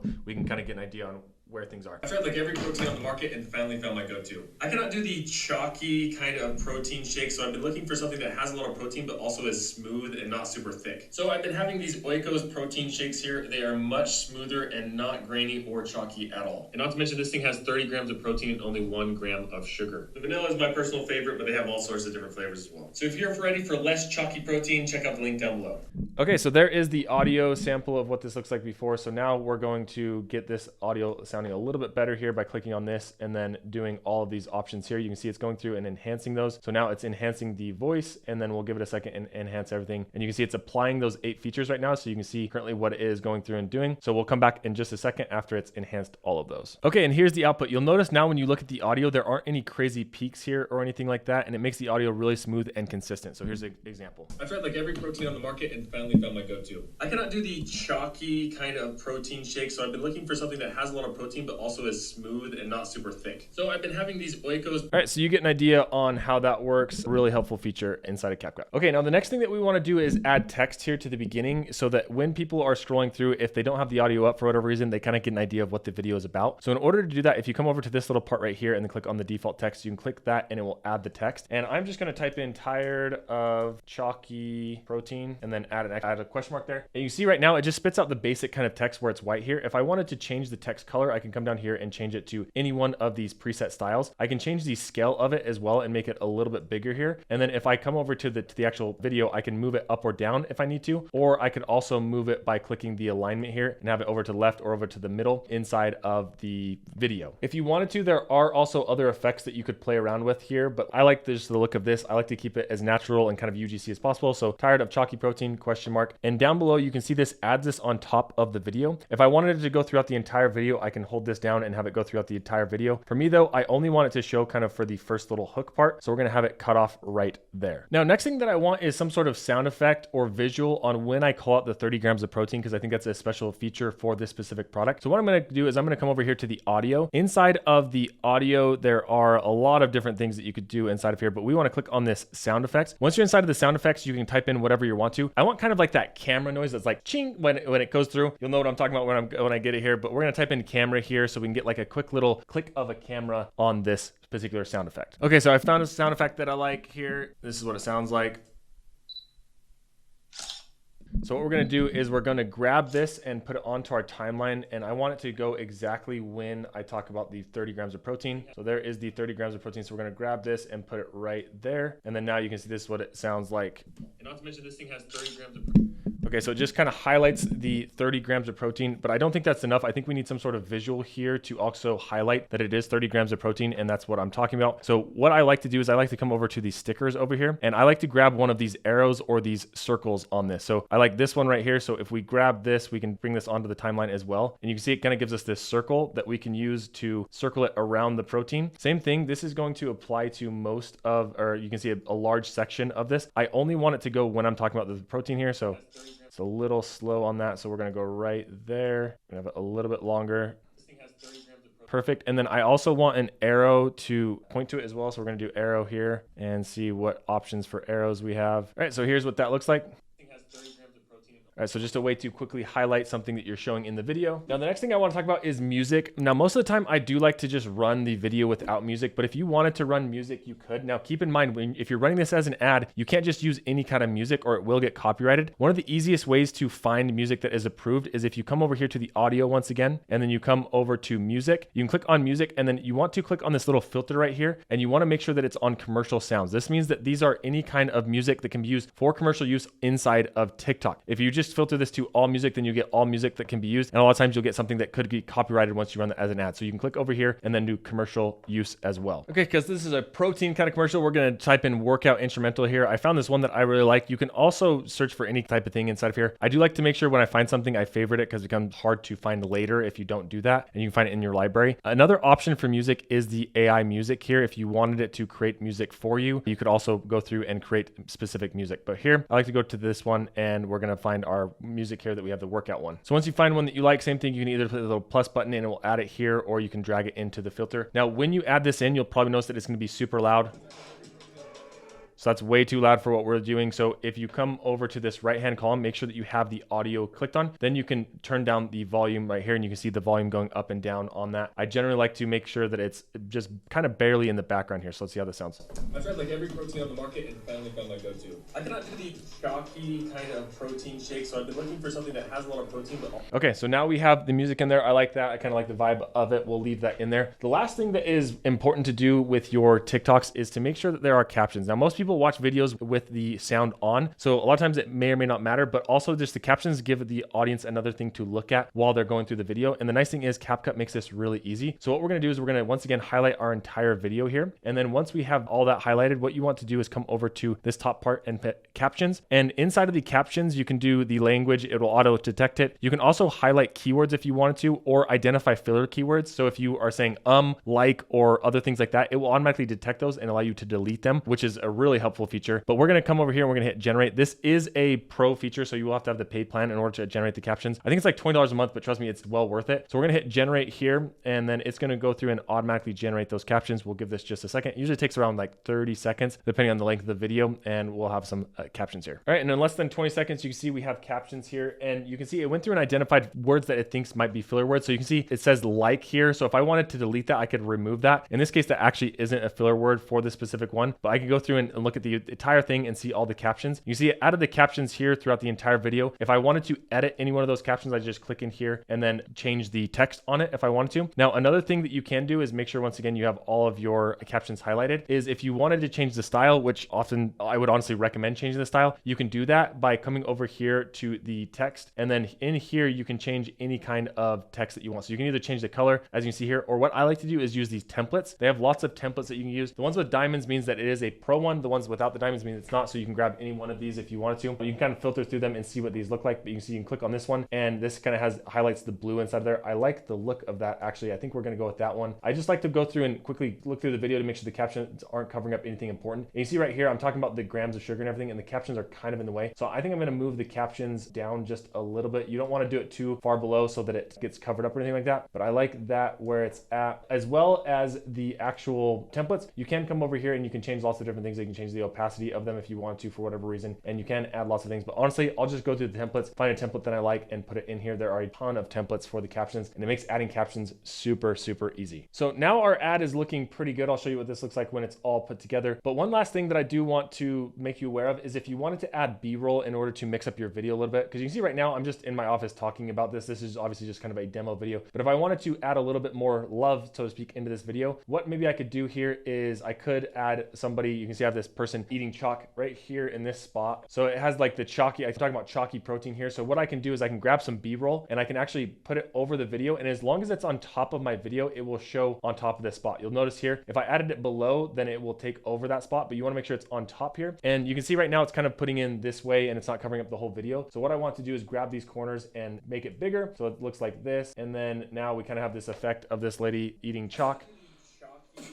and we're just going through right there, and we can kind of make this go where we want it to. Kind of do the chalky kind of protein shakes. You see my captions are above the video, so the captions are showing on top of it. So we can have this kind of putting right there. And obviously this has audio, which is a little too loud, and I don't even want the audio at all. So what I'm going to do is I'm going to turn that down completely on that. Oh, I turned down the wrong one. Let me go back on that. Click on this video right here, and then go to the audio tab, and then make sure that's all the way down now. And you could do as many B-roll shots as you want to mix it up. I do recommend adding more because it does just keep people's attention inside the ad. But now this is looking pretty good. We got our call to action here at the end. We got the music playing, and we have our captions. So now let me show you what this thing looks like when it's all done. Oh, sorry, I guess I should show you how to export it. So once you are happy with this, what you want to do is come over here to the export, and then you can simply just give this a name. So we can call this chalky protein, and then export, and then that will export your video in that kind of TikTok style or the vertical video format. So here is the final video. I've tried like every protein on the market and finally found my go-to. I cannot do the chalky kind of protein shake, so I've been looking for something that has a lot of protein but also is smooth and not super thick. So I've been having these Oikos protein shakes here. They are much smoother and not grainy or chalky at all. And not to mention this thing has 30 grams of protein and only 1 gram of sugar. The vanilla is my personal favorite, but they have all sorts of different flavors for it. So if you're ready for less chalky protein, check out the link down below. All right, so obviously not like the most polished ad or anything like that, but I wanted to give you a real kind of demo that you could do to see what kind of features I like to use when I'm using Capcut. So hopefully you find that helpful. So that is the first way to create your TikTok ads. The second way that we're going to be talking about is hiring UGC creators. Now there are a lot of different ways to hire creators. You can either DM them on TikTok or Instagram and try and go back and forth with them. Another quick way to get people to create ads for you is using a tool called Viral Ecom Ads. If you check out the link down below, the thing that I like about them is it's kind of a very quick way to get ad creative done. What you can do is if you come over here to the packages, you can see there are the video packages, the static, the AI UGC package if you wanted them to do AI videos even for you. But a lot of times I like to do the video ad package, so I have real people here. Once you're inside of here, you can see you can get videos for as little as $60 a day. If you wanted to get a 3-pack where they test different hooks and things for you, you could do 180, or a 5-pack for 300. I would recommend just starting off with this 3-pack to see if you like it, and then if you like it, then you can continue to do more or even become a VIP member once that gets started. So that is another tool that I really recommend. Now the next way to find UGC creators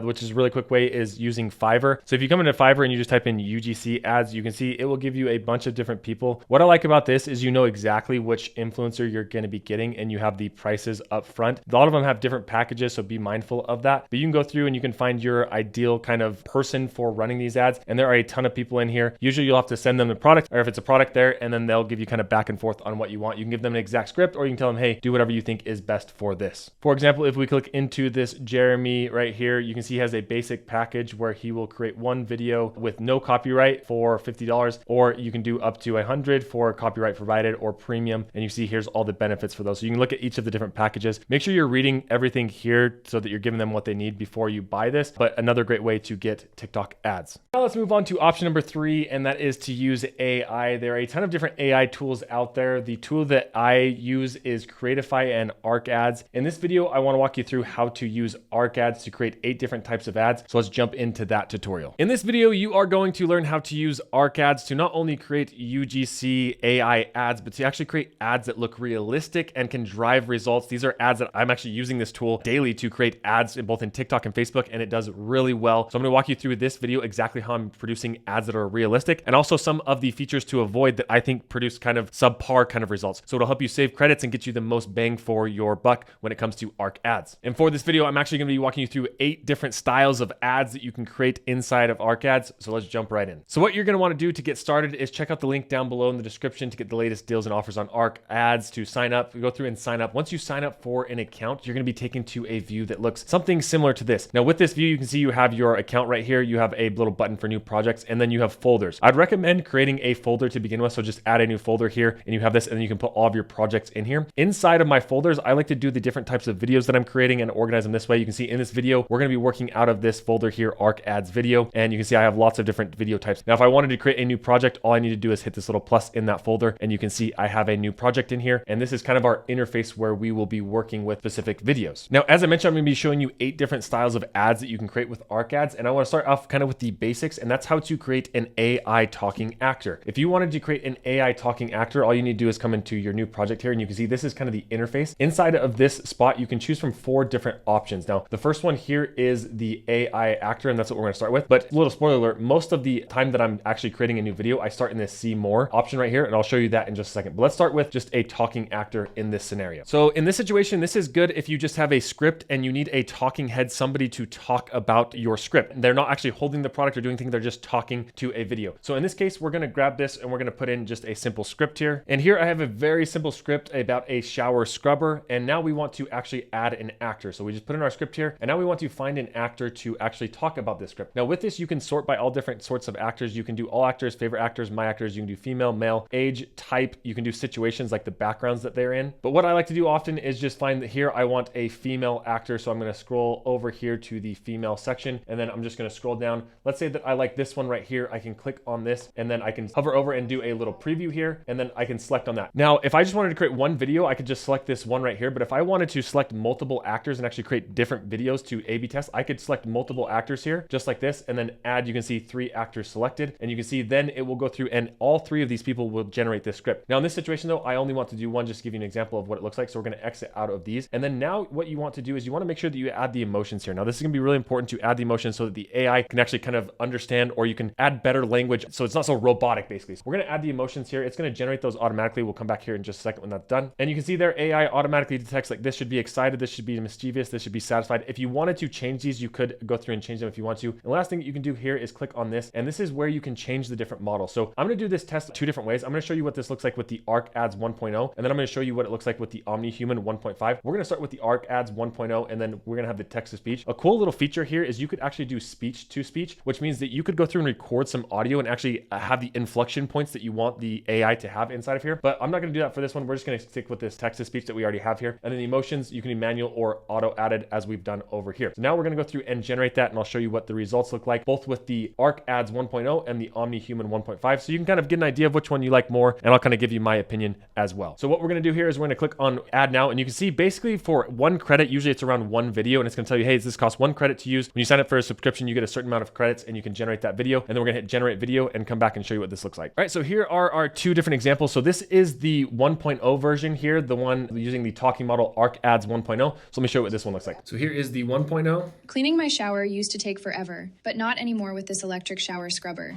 It spins for you, so the dirt literally just comes off. 2 minutes, done. All right, so that is the first one. And then now I want to show you what the Omni-Human 1.5 looks like. Here is an example. Cleaning my shower used to take forever, but not anymore with this electric shower scrubber. It spins for you, so the dirt literally just comes off. All right, so that gives you an example of what that looks like. And you may be asking yourself, well, that's great that she's talking about the product, but I actually want to create a video where the product is being shown, or where I add an image and the product is shown. And don't worry, I'm going to show you how to do that just in a minute in this video, how to actually take this shower scrubber and get some B-roll, or actually put an ad together that shows the product being used. So let's move on to the next type of ad that you can create, and that is a fashion try-on. Now with the fashion try-on, this is a very helpful feature that you can use where you can actually just give the AI a video or a image of your product, and it will actually add it onto the model. And in order to do this, what you want to do is you want to come over to this see more option, and you want to come over to the presets, and this is where you are going to grab the fashion try on preset. Now this is one of the presets that makes it really easy, and you can scroll through and look and find which one you like inside of here. For this one, we're going to grab this little setting right here with the closet, and then I'm going to hit remix. And then once we have this inside of here, then we can upload the image that we want to. So now we're going to grab our image of the blue sweater that you can see up here and above. And now we have the remix here, and then our sweater. And then from here, you can click on this little option to change the aspect ratio if you want it a 9:16 or 16:9. Most of the time I want a vertical one, so I'm going to leave it at that. And then we can once again generate credit here and then generate video. And this is what it will spit out.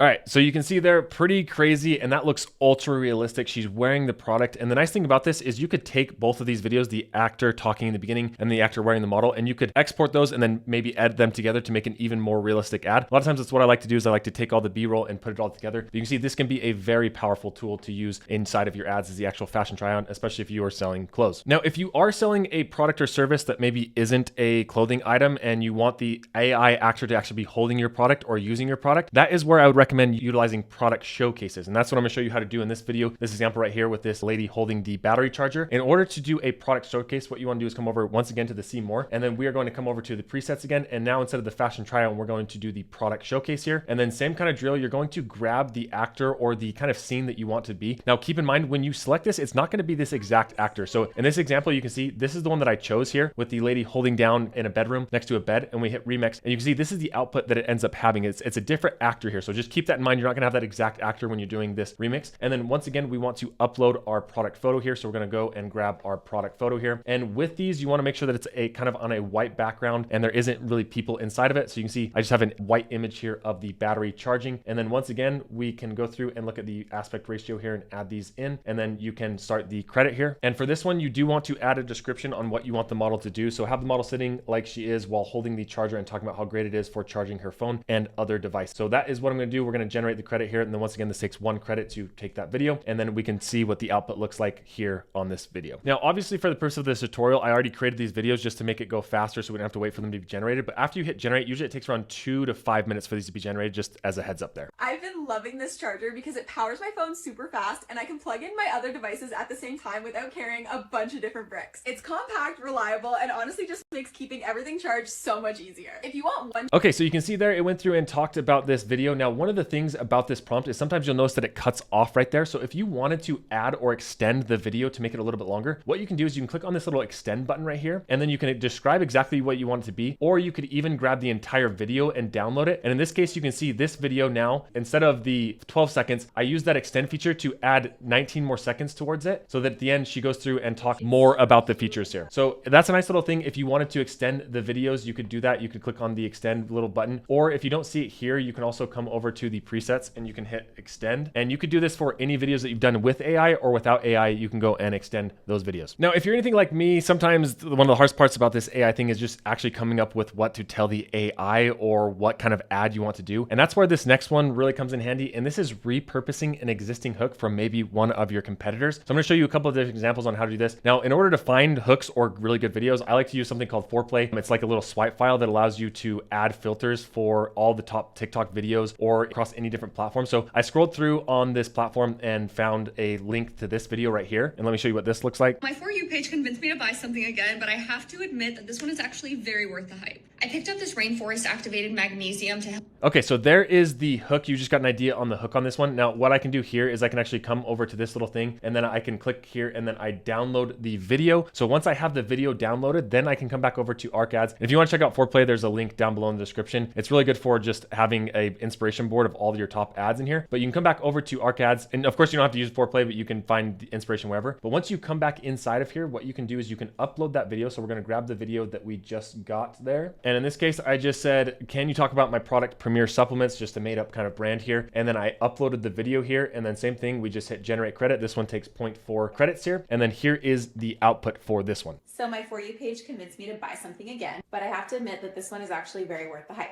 I picked up this Premier supplement to help me. All right, so isn't that just crazy that you can take basically a competitor's hook or somebody else's hook, any kind of hook, and then add and plug your product into it to create an entire different video. So this is a really helpful one. This is one that I use very often to test different hooks and try out different things inside of my ads. Now, the next kind of feature that I want to show you is with Arc Ads, you basically have access to all the leading top models. And what I mean by that, the top AI models, what I mean by that is like Sora 2, Veo 3.0, and then Kling 3. So what I want to do is go and give you examples of how you can use these models and then also kind of the output so you can get an idea of which one you may like more over other ones. So we're gonna start here with the Veo 3.1. Now, honestly, this is probably the one that I use the least just because it creates kind of an artistic art style that a lot of times doesn't work as well with ads. But with this one, in order to use the Veo 3.1, all you do is come over here to, we're gonna come over here to the see more, and we're gonna do the Veo 3.1 is what we're looking for. So you can either scroll through all this or you can just type in Veo, and then you can describe what you want. And in this one, what I did is I said, create me some beautiful scene of a sunset while a man is sitting on the mountains. We put this inside of here. You can even add an image, so you could add your product into here if you wanted to. And then once again, you can change some of the aspect ratios on this. You can change the length, or actually for Veo 3.1, you can't change the length. And then the resolution you can change here. So you can see you can do a 4K video for Veo 3.1. For this one, we're just gonna do the 8 seconds, and then I hit generate, and here is the output for Veo 3.1.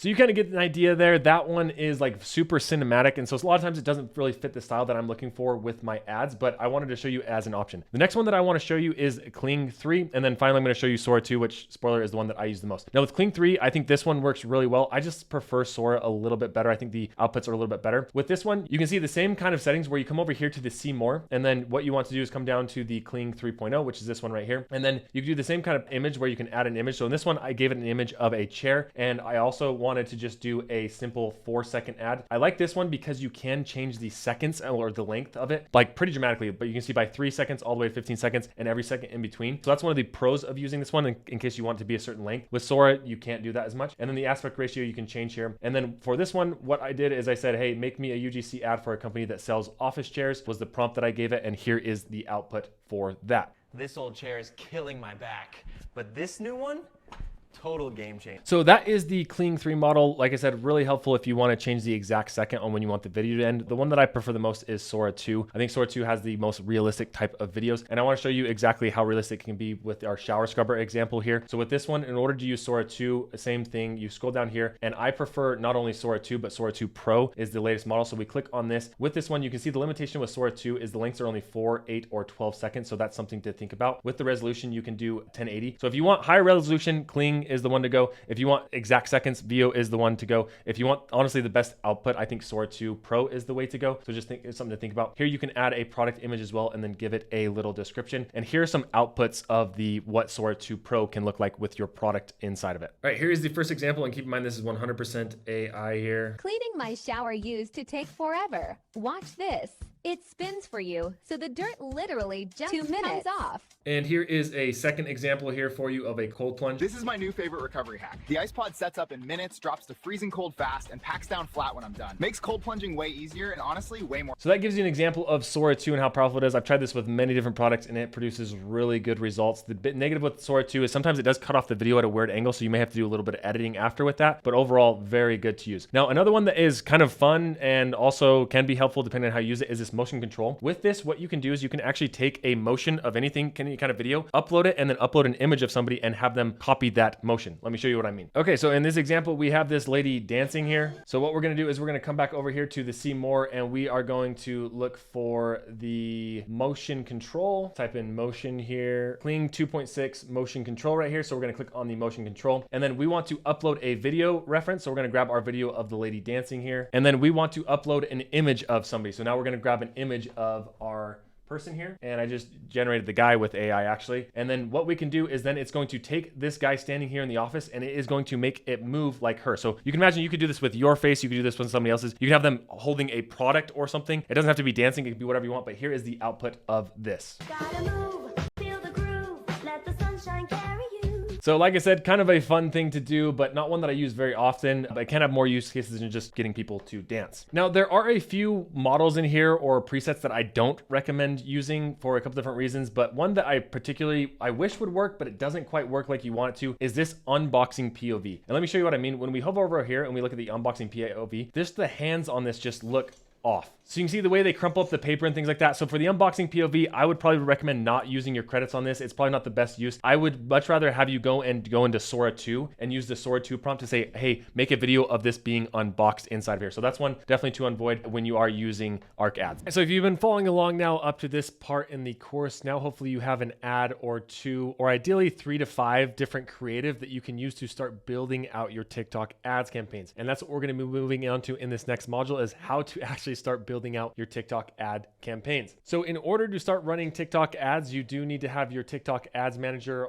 pulled up here. Hopefully, if you were following along in the course in one of the first modules, you went through and set up your TikTok ads account. Once you are inside of here, once you click on campaigns, you'll see a view that looks something like this where you can actually hit create ads. We're going to click in here and it's going to take us to this view to actually start building out our campaigns. Now, if for whatever reason you see this view and it says something like switch to advanced view, make sure that you switch over to that so you're seeing the same view that I am. You do want to make sure that you're not in the auto automated view that's going to give you less options to customize and get the best results out of your TikTok ads. Now, the first thing that we want to talk about is this view right here, which is choosing your advertising objective. This is really important. A lot of people just kind of think about this or just pick one at random, and it ends up really affecting their ad account. When we're looking at the advertising objective, this is what TikTok is going to optimize our ads for. You can see you have the awareness, reach, traffic, video views, community interactions, app promotion, lead generation, and sales. And when you take a step back, this basically is like a funnel in a way. So when we're looking at this, the top of the funnel is the reach.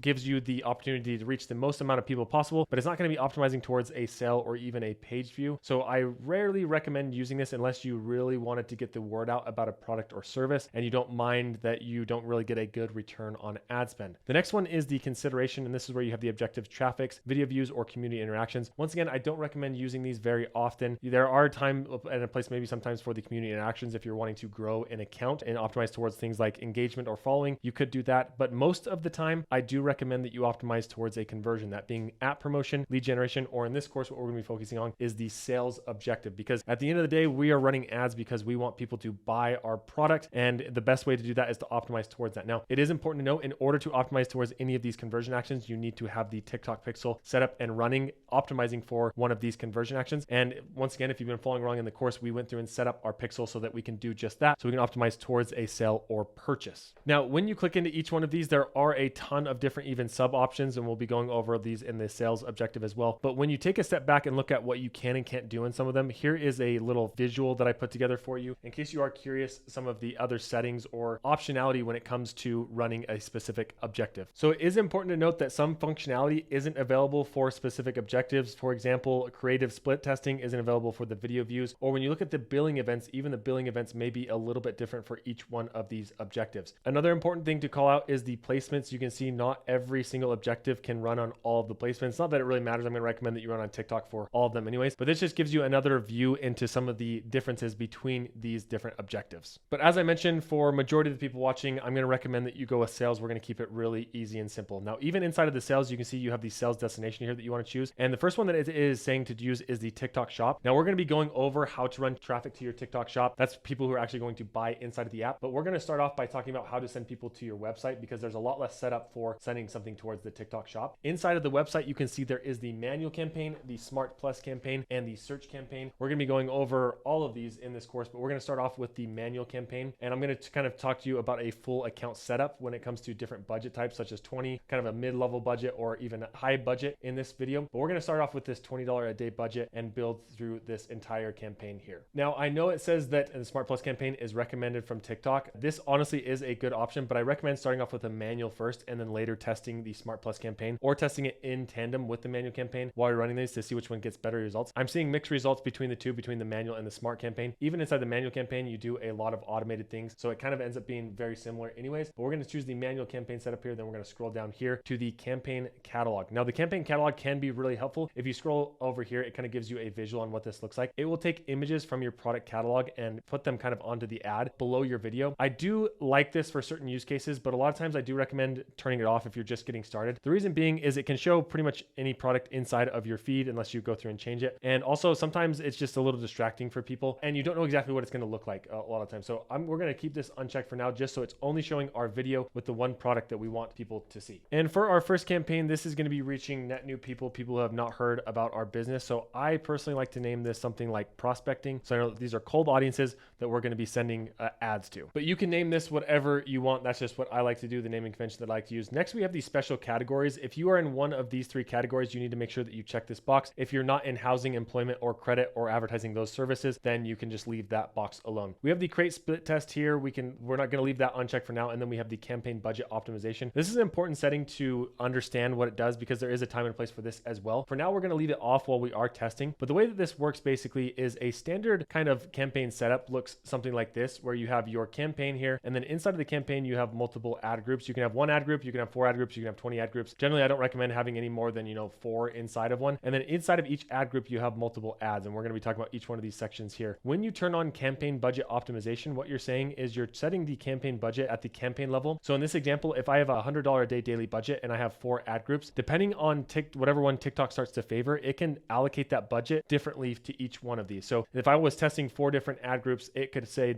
it wants to send 80 to one ad group, 10 to one, 5 to other, and then 5 to to another, and I have no control over that. If you leave this box unchecked, what you can do is you can do what's called, I guess, ad group budget optimization, where you're making sure each ad group gets an even amount of budget so that you can test which audience actually performs best, and then you can manually change budgets as time goes on. So in this example, I could give 25 to each one, and I know that each one of them will get $25 of ad spend, and then I can move budgets accordingly. So the reason why I bring that up is with new accounts, I generally like to leave campaign budget optimization off so that I can understand which audiences are performing best and manually make those adjustments. As I start to scale accounts, that's when I start to utilize campaign budget optimization, because it's really good for scaling and understanding what's working and then putting the money towards what's working after we've already tested it. But you can see if you flip this on, it is going to ask for a daily budget at this point, but if you leave it off, it's going to ask it at the ad group level. So now we can come over here, and then you can set a campaign budget, but once again, we're going to leave that off, so because we're going to set this at the actual ad group level. So we're going to hit continue here, and then now you can see this is our campaign here, and then we have the ad group setting right here. If I wanted to make multiple ad groups, I can click this little copy button, and then I can make multiple copies here and duplicate them so that I could do different ads or different audiences in these. For now though, I like to create one ad group, make the ad in there, and then duplicate them from that point. So we're going to quickly just delete these, but I want to show you that was an option there. So we're going to delete these ad groups. Okay, so same thing here. You can give this ad group a name. For now, we are going to leave this blank, and we'll come back up here and name this after we've gone through and given our targeting. The ad group is where there is a lot of settings where you can actually decide who you want to target. So the first thing you want to do is choose your website conversion. You want to choose the pixel that you're going to be optimizing towards, and then an event. And once again, we want to optimize towards a purchase here. This is going to be set up if you've already gone through and set up your integration, your pixel that we did in the modules before. If you click this down and you don't see anything like that, go back to that module and make sure that your purchase event is firing, or one of the other events inside of here. Most of the time I like to optimize just right for a purchase. And then as we scroll down here, we have the option to change out the placements. We can select specific placements such as global, app bundle, or Pangle here. I like to leave on the automatic placements and then look at the data later to adjust to see if some of those placements are performing better. As a general rule of thumb though, based on what I've seen, TikTok is the one that is going to perform the best, but you can always test that. If you want to just only show on TikTok, you can opt out of those two, but for now we're going to stick with the automatic placements. Then we come down here to the targeting, and this is where things get actually a little interesting, where we can start actually testing some different things. Now, as you can see here in the targeting, TikTok is saying broad targeting is best solution for most advertisers. And honestly, I would agree with that for most people, is that you're just going to want to let TikTok do the targeting for you, because if you have a killer ad, they are going to find the right people. I've tested this multiple times. The pridefulness in me wants to always create a manual targeting option and get a bunch of different granular targeting and think I can beat TikTok, but now their algorithm's just getting so good that keeping broad targeting is honestly really good to begin with, but it just kind of depends on what you're wanting to do with your budgets. And that's why I want to take a little bit of time and talk about the different account structures that you can do depending on your budget. So if your budget is $20 a day, that's the minimum amount you're going to need to spend inside of an account. I would recommend having a setup to look something like this. So you have your account, you have your campaign, which is the prospecting, which is we're setting up right now. And then the ad set here, I would leave it broad targeting. I would let TikTok go through and find your audience. And then I would put 3 different ad creative in there that you are giving TikTok to test those. And then once you find a winning creative, then take that into another campaign and scale it up. That's how I would start with a $20 a day budget. Now, if your budget is a little bit higher, what I would recommend is testing the broad targeting versus like an interest-based targeting. So it could look something like this, where you have your prospecting campaign, and then inside of here, you have 2 ad groups. You have one that's broad, one that's interest-based, and then you take the exact same 3 ads and you put them in here, and you can test the interest-based targeting versus the broad-based targeting. Now, keep in mind with this, you're going to have to spend at least $20 a day here and $20 a day here, and you may even want to spend more, which I'll be talking about budgets here in just a little bit and recommendations for you. That's like kind of how I would start. If you have like a 3K or less budget, then you could also set up like a simple retargeting campaign to hit anybody who has hit your website in the last 30 days. And then later on in the course, we'll be talking about these kind of different structures here when you're getting into lookalikes and custom audiences and things like that. But for now, we're going to focus on these 2 right here, and specifically the just getting started off kind of budget. So for this one, we are going to keep it broad, and then I'm going to show you how I go through and duplicate the campaign quickly to then do an interest-based one. So what I like to do is call this something along this lines, like broad. So I know it's broad targeting, and then this is going to be targeting all of the US. And then if you have certain age demographics, you could add it in there as well. This is just going to be nice descriptive so you know what's running inside of these audiences. So this is going to be broad USA. We're going to leave this here. You can change the ages here and the gender if you wanted to. You can also change the language as you need to. And then here is the spending power. So you can see the spending power relates to the degree to which people have money to buy products or services. High spending people typically spend more on purchases than the average user. Now, this does sound great in like theory, but I've tested this a lot. And if you have a really high luxury product, you may want to target only high spenders, but it just limits your ad quite a bit. You can see it's starting to tell me that the ad is a little bit narrow. So generally, I just recommend keeping this on all. You can test this if you want, but I've tested it multiple times and it just doesn't have the greatest results. Next, you have the household income, same kind of thing. You can target by specific ranges, but I think they have a little bit hard time knowing the actual household income for people. So you can target these ones, but I generally like to keep this on all as well, especially if it's a broad audience. TikTok is going to find your audience. And then then here is where we have the audience inclusions and exclusions. And we're going to be coming back to this. I'm going to show you how to add these. That way, right now we're just doing the broad audience. You can include and exclude those. We're going to come back to this after, duplicate this and create another audience here inside of this. So we're going to skip this for now. And then here you have the devices where you can do Android, iOS, or target all of them. Once again, I recommend keeping these all on for the time being. And then we get here to the daily budget. Now, as I mentioned, there is a minimum of $20 a day inside of TikTok. You can see if you try to go any lower than that, it's going to tell you, hey, this needs to be at least $20.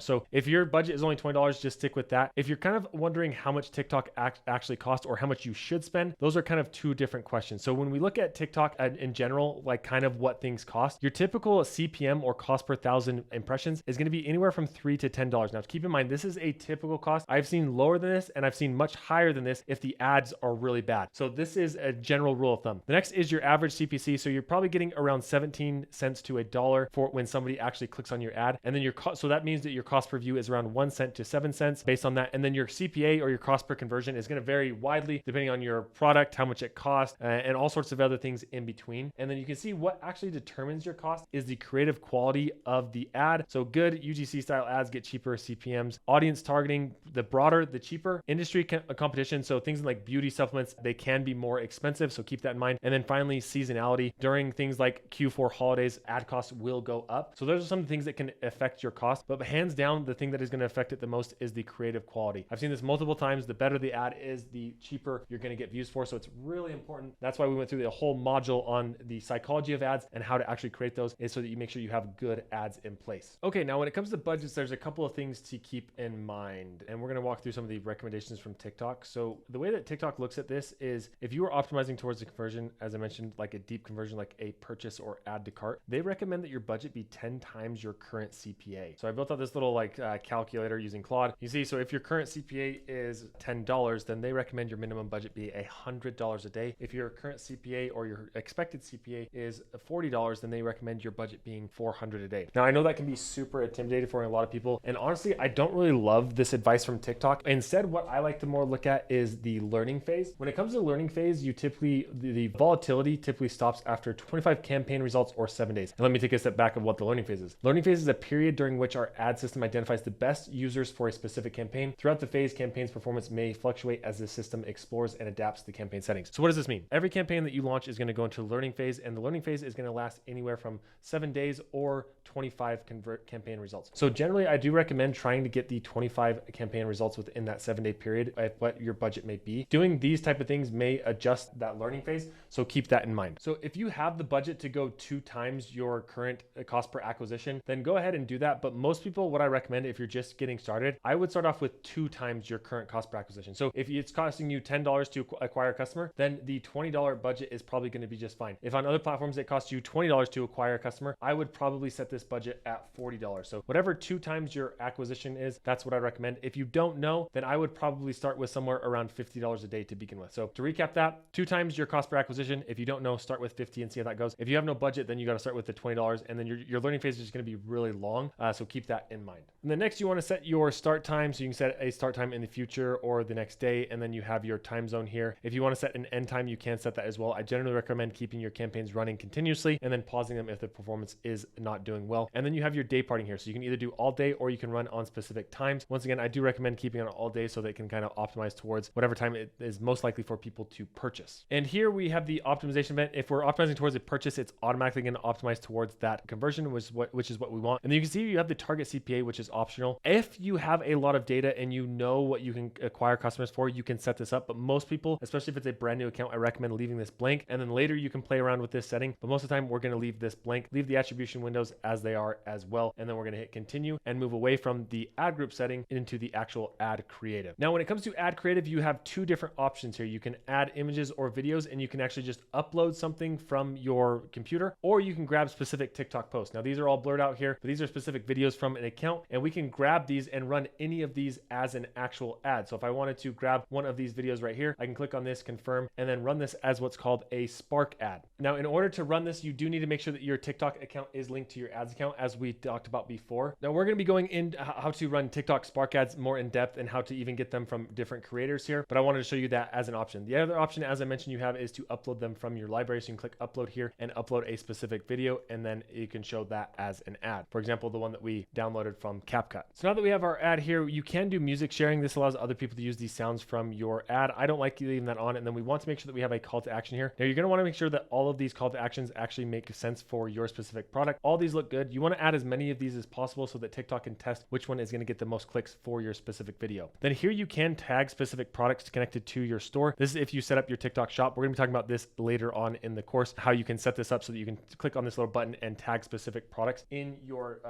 store here. But we're going to be, for now, we're just going to leave this on the off here. And then finally, you can scroll down here and add your destination URL, and then it's going to add some UTM parameters on there for you. And then this is really important. You want to make sure that you have the rights to the music. And then once again, this is really important. Make sure that this box is unchecked. If you check this, your ad is going to show up in the TikTok ad library. This is what you want to make sure that you uncheck so that your TikTok does not show inside of the TikTok ad library. So make sure that box is unchecked. And then once everything is looking good there, then you can finally publish all on these ads. And then that is going to publish that out. Now remember, if we wanted to create different audiences, we want to then move on to this next step. And if you have a little bit more of a budget, it's more than $20 a day, I do recommend copying this ad group and running it against an interest and behavior. So let me show you how we do that as well. Okay, so this is going to drop us into our campaign view after you publish all those ads. And you can see that we have our prospecting campaign, we have the campaign, the ad group, and the ad. We want to click in here into the ad group level. And once you're inside of here, what you want to do is you want to duplicate your ad. And then you can click on this right here, duplicate the ad group. And then it will duplicate it in the existing campaign. And then we're going to come back and name this. So we're going to hit duplicate here. This is going to create a whole new ad group for us. And you can see it's in this campaign and it has the ads that we have in here. Now, if you plan on running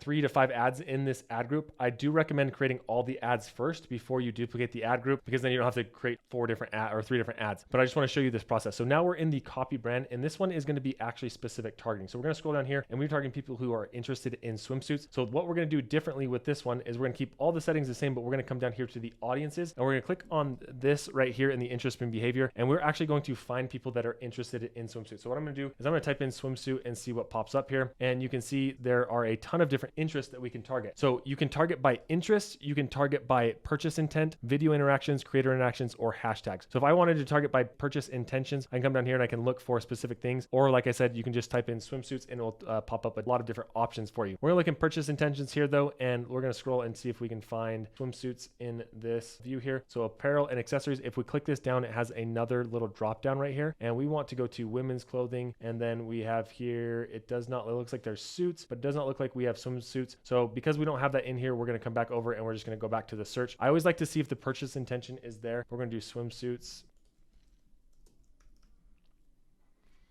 And you can see this gives us a ton of different options. So we can target by the hashtags here or the additional interest. So we're going to target people who are interested in swimsuits, people who are interested in one pieces, people who are interested in swimsuit season. And then here, any of these different hashtags that I think are relevant. I don't like any of these as much. You can see right now, it's telling us that our audience is kind of narrow, but it's really not. We're targeting almost 7 million people here. So don't let that kind of distract you too much. I would recommend getting in 3 to 5 interests in here. If you can't find any more, be sure to filter through all these different and see which ones are applicable to your specific niche. This one, we're actually targeting swimsuits, so we can do lots of different things on this. That's how you can target by interest. And then, like I said, we're going to keep everything else the same, and we're just going to come back up to this ad group, and we're going to call this interest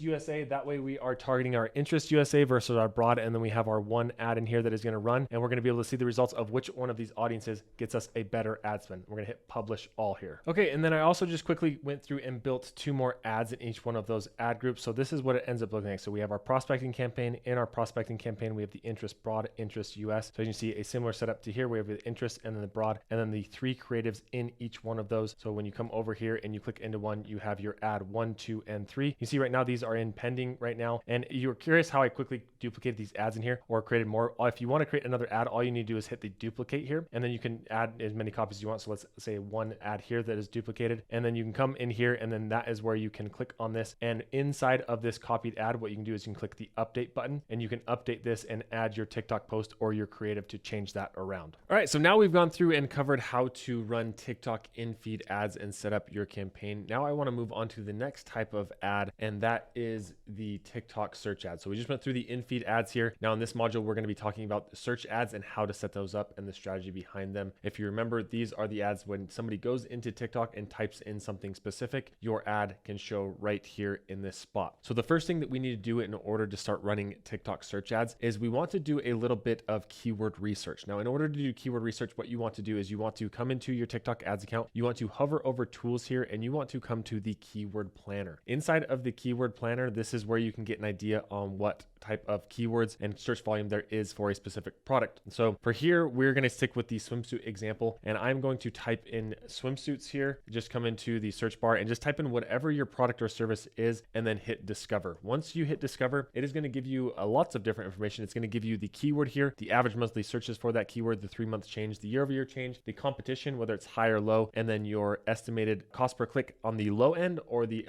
estimated cost per click on the high end. And this is really helpful information for you to get an understanding of how much it's going to cost you to show up for this specific keyword, and also what the search volume is for all these keywords, if it's even worth running a campaign for your specific product. And you can see right now, it's kind of just giving me a recommended keywords. If I wanted to search by, say, the average monthly searches, I want to see which one has the most current search volume, I can click this way. It may not be the most relevant ones for my business, or if I wanted to filter by the ones that have the lowest competition, let's say that I wanted to only see ones that have low competition, you can see the average search volume is low on these, but maybe I could bid on them and get a little bit lower of a cost per click. So what I recommend is first going through the ones with low competition and adding those to your keyword, because a lot of times you can get pretty good cheaper clicks on this. So I'm just going to quickly go through this and add any of the ones that are applicable. You can see some of these are in like different languages, so it doesn't really help me out very much here. You can change your area. Right now we're targeting the United States, and then do a regenerate here. And then you can also specify whether you want branded terms or non-branded terms. We're just going to stick with all here, and I'm going to add some of these to my keyword plan. So I'm going to come back and do that real quick. Okay, so in the low one, there wasn't a ton of great keywords. I found 2 of them, paradise swimsuit and then one piece and swimsuit dress. So then I'm going to go back and I am going to filter this. Once again, I'm going to do this by high, medium, and low. So I'm getting all the keywords. And now I'm just going to be searching by monthly search volume here and seeing which ones make the most sense for my brand to bid on. So I'm just going to quickly run through these and add any keywords that make sense. Swimsuit is a good one for me. Okay, so I just went through this list. You can see there's a ton of keywords in here. Once I find the ones that I like to have around 20 to 50 keywords inside of here, so that the search volume, you can see it gives me a total search volume of 50 to 100,000. That's good enough to build a campaign from. Once I've clicked on all of those keywords, I want to make sure that I save this plan. So you can give this a specific name. We're just going to call this swimsuits here, and then we can hit save plan. Now it's important that you do that, because after you save that plan, what you can do is then you can go and build a campaign and grab all those keywords and put them into the campaign. And let me show you how to do that next. So now that we have our save plan, we're going to come back over here to the campaigns, and then from here we are going to hit create new campaign. And for this one, once again, we want to do the sales objective. And now this time, instead of the manual or smart plus campaign, we are going to do a search campaign. And in here, we're going to exit out of this part, and then we're going to give this a name. And I like to call this prospecting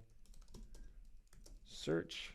And then same thing kind of applies here. If you have any of these categories, make sure you opt into those, and then we're going to hit continue here. And I'm going to walk you through what's going to be a little bit different on this campaign versus the one before. You can see with the one before, we're also going to do the same thing where we define the location. We want to go to our website. We want it to be a conversion, and we want to optimize towards a purchase here. Here you can set a target CPA, but once again, if you don't know your target CPA, I do recommend leaving this blank for the time being. And then here's where you have your keywords. So if you didn't do the keyword research before, you could do the same thing where you come in here and you could type in swimsuits and see what pops up, and it will give you a couple different ones. But this is where I like to do the keyword research before, because you can see it just doesn't give you a ton of view here. You can click discover keywords and do the same kind of search here. I just like doing it beforehand so I have the complete list. What we can do here is we can grab from our keyword plan. Now that we've already done that, we can click on this and we can do keyword plan, and then you can see right here, this is our swimsuit plan that we just built out, and then we can upload that list, and here are all of our keywords. Now you'll notice here that it is saying the match type is broad for all of these. Let me kind of explain the 3 different levels of match type here. If you hover over this little part right here, you can see broad match maximizes your ads reach by matching to relevant searches captured the highest volume of potential customers. And then the next one that you could do is phrase match, show your ads on searches that are the same meaning as your keyword. Exact match limits traffic and reserved for limited high volume keywords. And then exact match shows your ad for searches that include your keyword phrase in order, potentially limiting your reach. So if you wanted to make sure that you only show up for the keywords inside of these terms, then you want to change this over to exact match, although that will probably limit the reach of your particular ad. A lot of times I like to start with a phrase match and see what the volume looks like, and I'll look at the search terms, and I'll show you how to do that in a minute as well. But with the phrase match, it's kind of like the middle ground that I find to be the best. So what I like to do is grab all of these, and then I like to move them over to a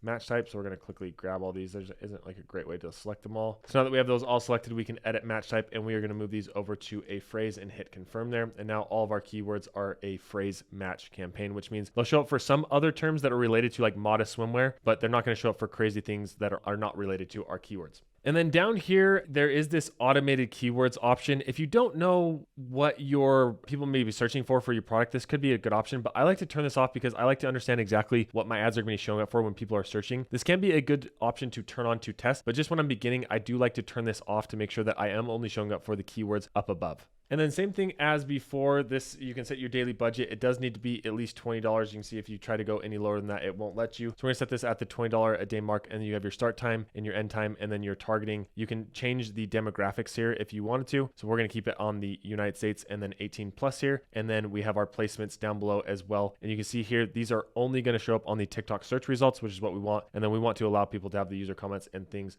both of these options here. So then we're gonna hit continue from this point. And once we get here, this ad setup is very similar to the in-feed ads. As you can see, you have your destination URL we're going to put inside of here. We're going to blur that out. And then next we have our images and videos. So we can click on this, and then same thing, you can upload a video, or you can grab one of your TikTok posts if you wanted to run with that, or you have recommended, where it will find all of the ads that it recommends running as a search ad for you. So we're just going to grab one of these ads and put them in here. We're going to hit save, and then you can see it shows you a preview. I know this ad is actually a little blurred out here, but it shows you a preview of what this will look like inside of the search results. And now the last thing to do is to simply publish all. Once again, if you wanted to add multiple ads, you can go right here and you could duplicate this ad and create multiple ones for your search campaigns. If you have a specific keyword that you wanted to show for a specific product, for example, like a black swimsuit or red swimsuit, then you could create different ad groups and target those keywords based off of that. But for here, we're going to hit publish all. So after that is published, you can see this is going to go into review, and then it will start running here in just a minute. But what you want to do once this starts running is you want to make sure that you are paying attention to the search terms that you are showing up for, and even adding in negative terms for things that you don't want to show up for, in case your ads are showing up for things you don't want to. So let me show you how to view the search term report. So if you come in here and you actually click into your search campaign, and then you go to the ad group level, you want to click on view data. And once you are inside the view data, obviously this campaign just launched, so there isn't any data in here. But as this starts to run, you're going to want to come over to this tab right here that says search. And then inside of the search report, you can see there is this search terms. It's going to give you a list of all the search terms that are currently being shown inside of your account, and it gives you the option to add those as a negative keyword in case it's something that you don't want to show up for. So after you've run this for a couple of days, I recommend coming into the search term report and just taking a close look at this to make sure that you are actually showing up for the keywords that you want your brand to be showing up for. It's very, very important when you start running this campaign. So now let's move on to the third type of ad that you can run, and this is a TikTok Spark ad. And we kind of already ran one of these before, but there are two different ways that you can run TikTok Spark ads. You can either boost one of your existing TikTok posts, or you can boost a creator. So I want to walk through that process here in this video, and kind of the strategy that I like to use when I'm running TikTok Spark ads. Now, before we jump into running TikTok Spark ads, the thing that you do need is a TikTok ad account, which we have set up in this course so far, a TikTok profile if you're going to be running the TikTok Spark ads from your own account. We didn't set that up in this profile, but most people probably just have TikTok downloaded on their phone and have the account running. And then you need to make sure that your profile is linked to your ad account, which we did do in this course if you went through and followed the steps in the ad setup process. And then the last thing is, this is optional. If you are using influencers, you're going to need an ad authorization code from the influencer. So let me show you the two different ways that you can use these. We'll first do one from the profile, and then I'll show you how to get these from the influencer as well. But before we jump into that, I do just kind of want to walk through the high level strategy when it comes to running TikTok Spark ads. The great thing about TikTok Spark ads is it allows you to test creative organically before you run ads and use some of your precious ad budget to amplify that ad. And what I mean by that is basically this is the six-step process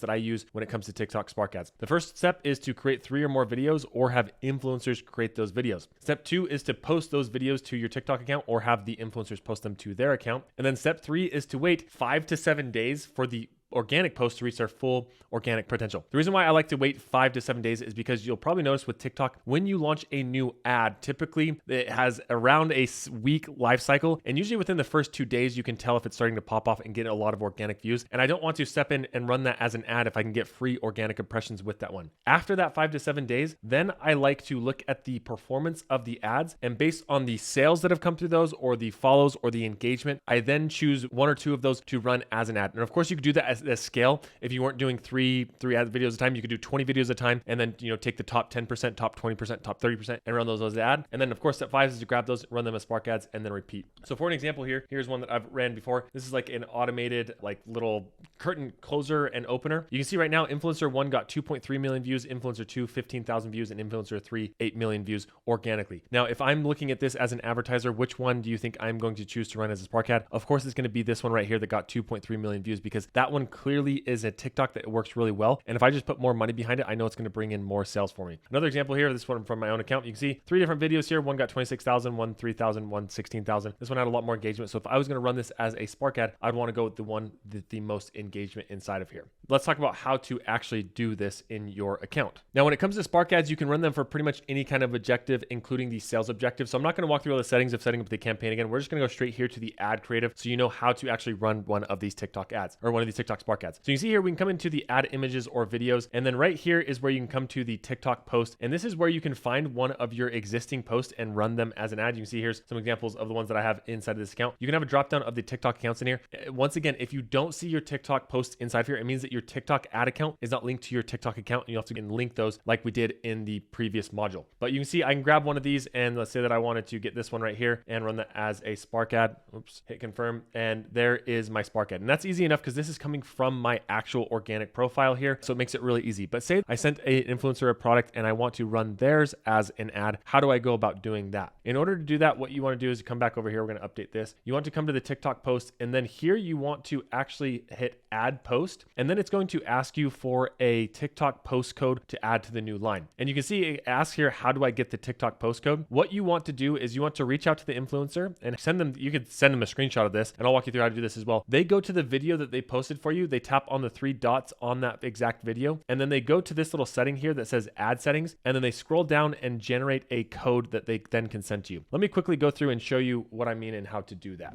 Okay, so here's a real demo on how to do this. So here I have a video. If I, as the creator, wanted to send this as a TikTok Spark code, what I want to do is click on the 3 little lines right here, and then scroll over till I see this thing that says add settings. So then there's this little thing that says add settings here. We can click on that, and then from there you can see there is the ad authorization. There, the influencer is going to need to copy that, turn that on right there, and then they can set the duration. I would recommend that you tell them to do 365 days so you have it to run as an ad as long as possible. You can get authorized here, and then save that right there. There's a couple other settings that the influencer can change around if they want to. And then once that's done, it's then going to give them an ad authorization code. You can click manage code, and then copy the code right there. And then that then copies the code that then they can send to you to run that as an ad. Let me show you how to use that code once they send it to you. All right, and you can see here, this is a super long bunch of text. Most of this is blurred out so you can't see it, but it's a long, just jumbled mess of kind of text inside of here. Once you have that, you just copy it in here, you hit continue, and then you can see this video is going to pop up, and then you can run that, you can add that post to your library here, and then hit confirm, and then you can see you can start running this as a video. Now, the best part about TikTok Spark ads is all of the engagement from that ad, all the likes, the comments, it all shows up on your ad. And if somebody sees the ad and likes that video or comments on the video, it also shows on the organic post. So it's essentially one video that then is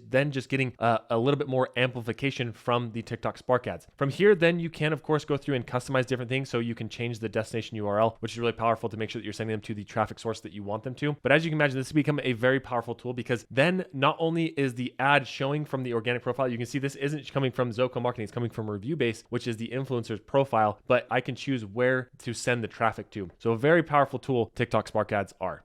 All right, and now it's time to talk about the final type of ad that we're going to be setting up today, and that is a TikTok GMV Max ad. This is one of the most powerful ad types newer to TikTok, and we're going to talk about how to set these up. This is actually setting up an ad that when a user clicks, they check out directly inside of TikTok. So in order to set this up, additional things that we'll need to set up in order to run TikTok shop ads, but these are basically the future of TikTok, honestly, and I recommend every e-commerce store, make sure you don't skip this module. Let's get this set up for you so that you can start running TikTok shop ads, or at least you have them set up so you can start running them when you want to. Now, in order to run TikTok shop ads, there's a couple of things that need to be set up in order to run those. And don't worry, we're going to be going through everything in this video. You will need a TikTok Seller Center account, a Business Center, and an Ads Manager account. If you've been following along up to this point, we have set up a Business Center account and an Ads Manager account. And now I'm going to show you how to set up a TikTok Sellers account. I know there are a lot of accounts here. I'm going to kind of walk through the difference of each one of those, but I'm gonna show you how to set that up. And then next, you'll need to have your TikTok shop connected to your Business Center account. And then you'll need to ensure that the advertising account you're using has GMV Max authorization for the shop you want to promote. Don't worry, I'm gonna be going through that in this video here. And then you need admin access to your shop account. And then products,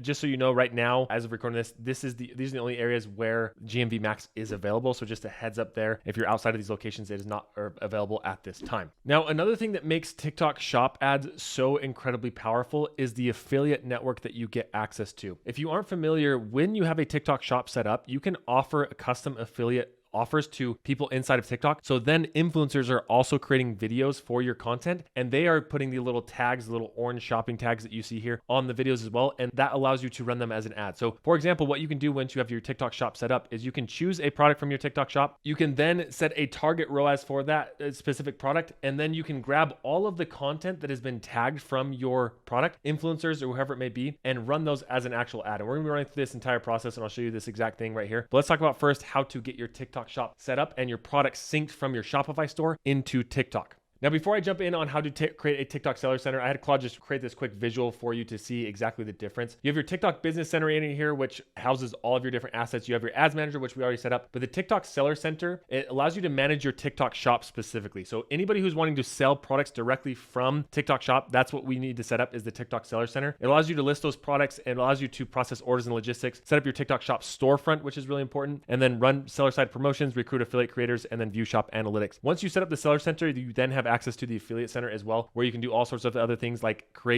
manage creators, send them affiliate offers, and also send out like free samples and things along those lines. So we're going to talk about how to set up the TikTok Seller Center right now. In this video, you are going to learn the easiest and fastest way to set up a TikTok shop so that your products are synced from your data source and not having to do any manual work or anything like that. It only takes a few clicks, and I'm going to walk you through the entire process in this video so that by the end you can tag your TikTok videos with the little shopping cart, and people can actually buy your product directly in TikTok. So let me show you exactly how to set this up. Now, the first thing that you will need to do is make sure that you have a TikTok Seller Center account set up. In order to set this up, what you want to do is check out the link down below in the description. That link is a special link that will get you offers and rewards up to $1,900. So be sure to check that out when you sign up. Once you sign up and hit start selling here, it's going to take you to a view that looks like this, where it's going to ask for you to sign up with the account with an email or phone number. I would recommend using the same email or phone number that you use for either your Shopify account or your WooCommerce account, or wherever you're going to be syncing the products from. If you don't have one of those accounts, don't worry, I'll show you how to manually add the products to your TikTok shop, but it is easier with Shopify. Now, when you go through and sign up for this account, it will ask for a couple of different business documentation and some other questions. I'm not going to walk through the entire process because it's still pretty self-explanatory and takes like 2 to 3 minutes. But once you've gone through and signed up for that, then you'll be taken to your TikTok seller dashboard that looks something like this. Now, mine already has these green check marks here because I've added the shipping, the returns, and the tax information for like demos before, but I want to walk you through this exact process so you know exactly what to do. So yours may look a little bit different, but it'll probably have these still check marks here, just without the little green boxes, but I'll walk you through all this step by step. So the first thing is to add your shipping and return addresses. This is really straightforward. You click on this view button. Yours will probably say do this now. And once you come into here, you will see there is the option to add your pickup warehouse address and then also your return warehouse address. Just go through and add those real quick. Very easy step to do, but something that you have to do in order to start selling. The next one is the one that probably trips the most people up and the one that I get the most questions on, and that is how to actually add your products here. Now, when it comes to adding products, you can click on the view button here, or if you don't have this view for whatever reason, you can come over here to products, and then it will take you to this little thing that says manage products or add products. Either one of these kind of gets you to the same spot, but we're going to come here from the manage products tab so I can show you exactly how to add products. Now, there are two different ways. Well, technically more than 2 different ways, but 2 very common ways to add your products to TikTok Shop. The first way is to manually add them by clicking here, add product. And you can go through and you can add the images, the product category, product name, the description, video, sales information, shipping, and all that, which is good. Like I said, if you don't already have a Shopify store or if you don't have an e-commerce store set up, you could go through and do that. And it's very straightforward. You just add all the pictures here and you can add those. But majority of people, my guess is you're here because you want to actually sync a product catalog into your TikTok Shop. So let me show you how to do that. If you don't already have a Shopify store, I'd recommend checking the link down below in the description. You can get started for $1 and set one up. And then it's just going to make this process a lot easier. So in order to sync them from Shopify, what you want to do is you click on this view listing methods, or you can even come down here. It's going to take you to this add product spot right here. And they have made this so much easier, so much better for you to sync your products. You can see there are now a few different methods. You can either list an existing product, you can upload a bulk product, you can list a URL, so you can add a URL inside of here, or you can sync with other platforms. And you can see there's a list of platforms such as Amazon, Shopify, eBay, and more. So we're going to click on this one, list now. And then from here, it is going to take us to the App Store. And they don't make this super easy exactly like what you're supposed to do here. But if you're wanting to sync this with Amazon or Shopify or whatever your provider may be, what you want to do is come into this App Store and type in Shopify. And I'm going to show you how to do this specifically in Shopify and give this a search. And there's going to be a lot of third-party tools, but you want to find the one that's actually provided by this specific company. In this case, there is TikTok for Shopify. We want to install this onto our Shopify store. So we're going to hit install here. It's then going to take us to this view where we're going to hit install once again. And a third time, we're going to click install. We're now inside of our Shopify store. It may have you log into your Shopify store if you're not already logged into there. All right, and once you click install, you'll see there are 2 options here. There is the grow your business with TikTok ads. We can worry about that in a little bit, but what we want to do is start selling on TikTok. So we can click set up now. And by the way, you don't have to go through the seller center in order to find this app. Let me go back to the seller center. You don't have to come here. You could also come to your Shopify store and just type in apps and then type in TikTok, and it will also take you to that app as well in case you are wondering. But here we want to click on start selling on TikTok, set up. And then from this point, it's going to ask us to connect our account. So we're going to connect this to our shop account right here. And once again, this is where it's helpful to have the same email for your Shopify account and for your seller center set up. So it'll have it logged in here. You can see it's asking for my phone number. I created it with an email. So if you did it with an email, click the email here and then log in from that point. Okay, and after you have that connected, you can see it's going to have the verified business, complete your business profile here. You may have to verify your business before you can get this set up. It may ask for like business documentation or something like that. I already did that previously, just a heads up there. But once you're inside of here, you can see you have the warehouse information. I already set that up in TikTok Shop, but now we want to set up the shipping information. Now, if you're using Shopify, they make this really easy because you use all your Shopify settings. In order to do that, you want to come over to the seller shipping and use that. If you wanted to fulfill by TikTok, you can do this option, but majority of people watching this, my guess is you're going to want to go with the seller shipping option and then hit that there. Now, after that, it is going to ask you for the carrier mapping. So if you wanted to map those carriers, you could go through and map all of them for your specific product or service. I'm not going to go through this in this video because the shipping is probably, it's going to be vary depending on your product and where you're shipping from and all sorts of different factors, but you'll want to go through and make sure that is set up as well in this option right here. And then after I updated the shipping carriers, it automatically synced my products here. And then I did already add my tax info, so you will have to do that. But we can go over here to the manage products and look at the products that it went through. You can see right now I have 2 demo products inside of here, this blue shirt demo, and then also this pots and pans. It looks like one went through and one not synced. And you can see the errors inside of here. So if one of your products isn't going through, you'll want to look at this and see why. And it says Shopify has not yet synced this product and requires fields incomplete. So let's go look at this. We can click here and look at the required fields that we have not completed. And it looks like right here, we got to do the region of origin. And then all of these red stars here, we want to make sure we add that information. So now one thing to keep in mind here as I'm filling this out that is important to note is there is specific restrictions on some specific items. You can see here when I come over to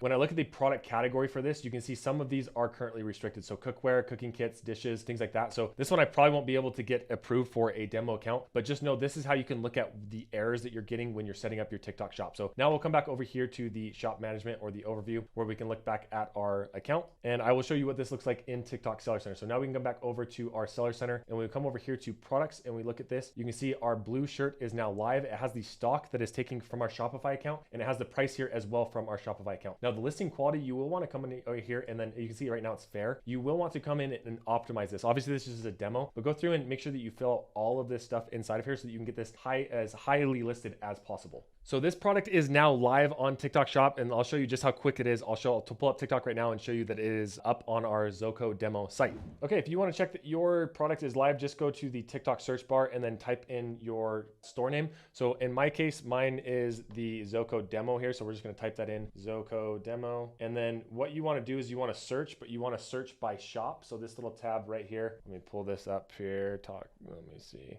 So there's this little tab right here for shop. And you can see when I type in Zoco demo, there is our blue shirt that we have. And when you click inside of here, here is the blue shirt. You can actually go through and buy this right now. Please do not go through and buy this. This is just a demo, but this has all of our shop information on here. And then you can visit this specific shop. So if I click here, visit shop, there is our shop, and we could add all of our products in there. So now our TikTok shop is set up, but that of course is just the beginning of the step. What I would recommend doing next is to actually connect your shop to a TikTok account so that it can go on your profile, and when people go to that profile, they can see your TikTok shop link there. All right, before we start running ads, I did want to give you a quick overview of the TikTok Seller Center and the dashboard and the important settings and some other things that you probably want to set up to see the best results inside of here. So I want to take you inside of a real account and kind of walk you through some of this. A lot of this will be blurred out, but I want to show you what I can here. So you can see here, you have your home tab. It'll show you kind of the performance the last few days. You have a to-do list here, which is like orders that are ready to ship, pending returns, any violations, low stock, and then negative reviews that you can kind of review and get caught up on. It's almost like a little marketplace. It is a marketplace. So there are reviews and things that you want to make sure that you're paying attention to. When you come inside of here, this is where you have your orders, and you can see inside of here, it will give you an idea of all of the current orders, totals shipped, the completed, the pending, managed returns, and then free shippings. Under products, this is where you can look at all the products that you currently have active inside of your TikTok shop. You can see you have your active, reviewed, needs attention, and then deactivated. Inside of here, it will show the stock numbers, the price, and then the listing quality. If for whatever reason there is one, you can see this one is fair right here. It will give you different issues to optimize that towards. So you can click on this and it will give you an idea on how to improve this specific listing inside of here. So I do recommend going through your listings and make sure that all of them are as high as possible. That's something that is important to do once you get inside of your Seller Center. You can also click right here and improve listing quality. And once you click in here, it gives you a kind of a to-do list as well that you can use to optimize all of your listings that are below that good status. Now, the next thing to be aware of is this marketing tab right here. And inside of the marketing tab, I want you to be aware of the shop design. If you click inside of here, you can actually see what your store ends up looking like and the current conversion rate of the store. In here, you can actually have multiple different templates. You can click on here and see templates here. And TikTok Shop is now starting to roll out more templates that you can use to try to improve your conversion rate. So similar to Shopify, if you wanted to test out new templates, you could add those to your store and then keep track of your conversion rate to see if it actually improves those. You can look at your conversion rate just by coming back here and then coming to this little view right here, and it shows you the current conversion rate of your store at that given time. So I do recommend playing around with your shop design so that you get it to an aesthetic that matches your brand and then also has the highest chance of getting a good conversion rate. Now, the last very important thing to set up here is the affiliate. And this, if you click in here, it's going to open up a new tab and take you to the affiliate center. You can see, take me to the affiliate center home, and we're going to click on go to affiliate center home here, and it's going to open up a new tab, and you can see now we are in the affiliate center. Once you are in the affiliate center, you want to make sure that you set up collaborations. And there are two different types of collaborations. If you click here, you have open collaborations and then you have target collaborations. Open collaborations, you want to, if you just hit get started, it'll walk you through the process. But what you can do in an open collaboration is you can say, okay, if somebody wants to promote my product, I'm going to give them a 20% commission if they actually drive a sale. You're not paying another dollar more unless they drive a sale. So the power of this is you're not actually paying these influencers anything unless they actually drive sales for you. And what's nice about this is people can go through and find them. And once they find them, then they can create basically unlimited videos inside of here. And you can set it up so that you can either have free products, you can send them free products, or you can have them request the products however you want to do that. So if I wanted to offer a free sample on a product, I could come over here and you can see there's this little thing for free samples available. I can click on the little button right here, and then I can offer refundable samples, or I could offer a free sample, and I can customize the number of amounts that I want to send. And I can also, when somebody requests a free sample, essentially what will happen is it will go into this little view right here where it says sample request, and then I can either approve or reject that sample. So that's important. Once you set up the free samples, it's not like your creator is going to come through and just take all of your free samples. So you'll be able to approve or reject those samples. And if you wanted to set thresholds so that only certain level creators can actually request those samples, you can come down here and you can say people who have more than, let's say 10,000 followers, you could put that in there, or people who have driven at least basically revenue more than 100, more than 1,000, more than 10,000. You can set those limits inside of there so that a creator, if they only have 1,000 followers or they've only driven $100 in GMV, they can't request a free sample, just to save you a little bit of time in when you're reviewing those sample requests. Now, the next kind of collaboration that you can do is actually what's called a target collaboration. This is when you are actually sending out a batch batch invite to multiple influencers that you can handpick, and you're giving them a custom rate. Say, hey, you send it out and say, hey, influencer, I want to give you a 25% commission rate. If you do videos for this product, when they get a sale, you'll get those coming through. And in order to do those, all you need to do is hit get started here. You can see it will then ask for the invitation name. You can give the valid date, an email address, WhatsApp account, and then you can give them a message here. Once that's in place, then you can select the products that you want to add. So I'm just gonna grab a couple here. We'll just grab a few real quick and add them in. So we're gonna add these.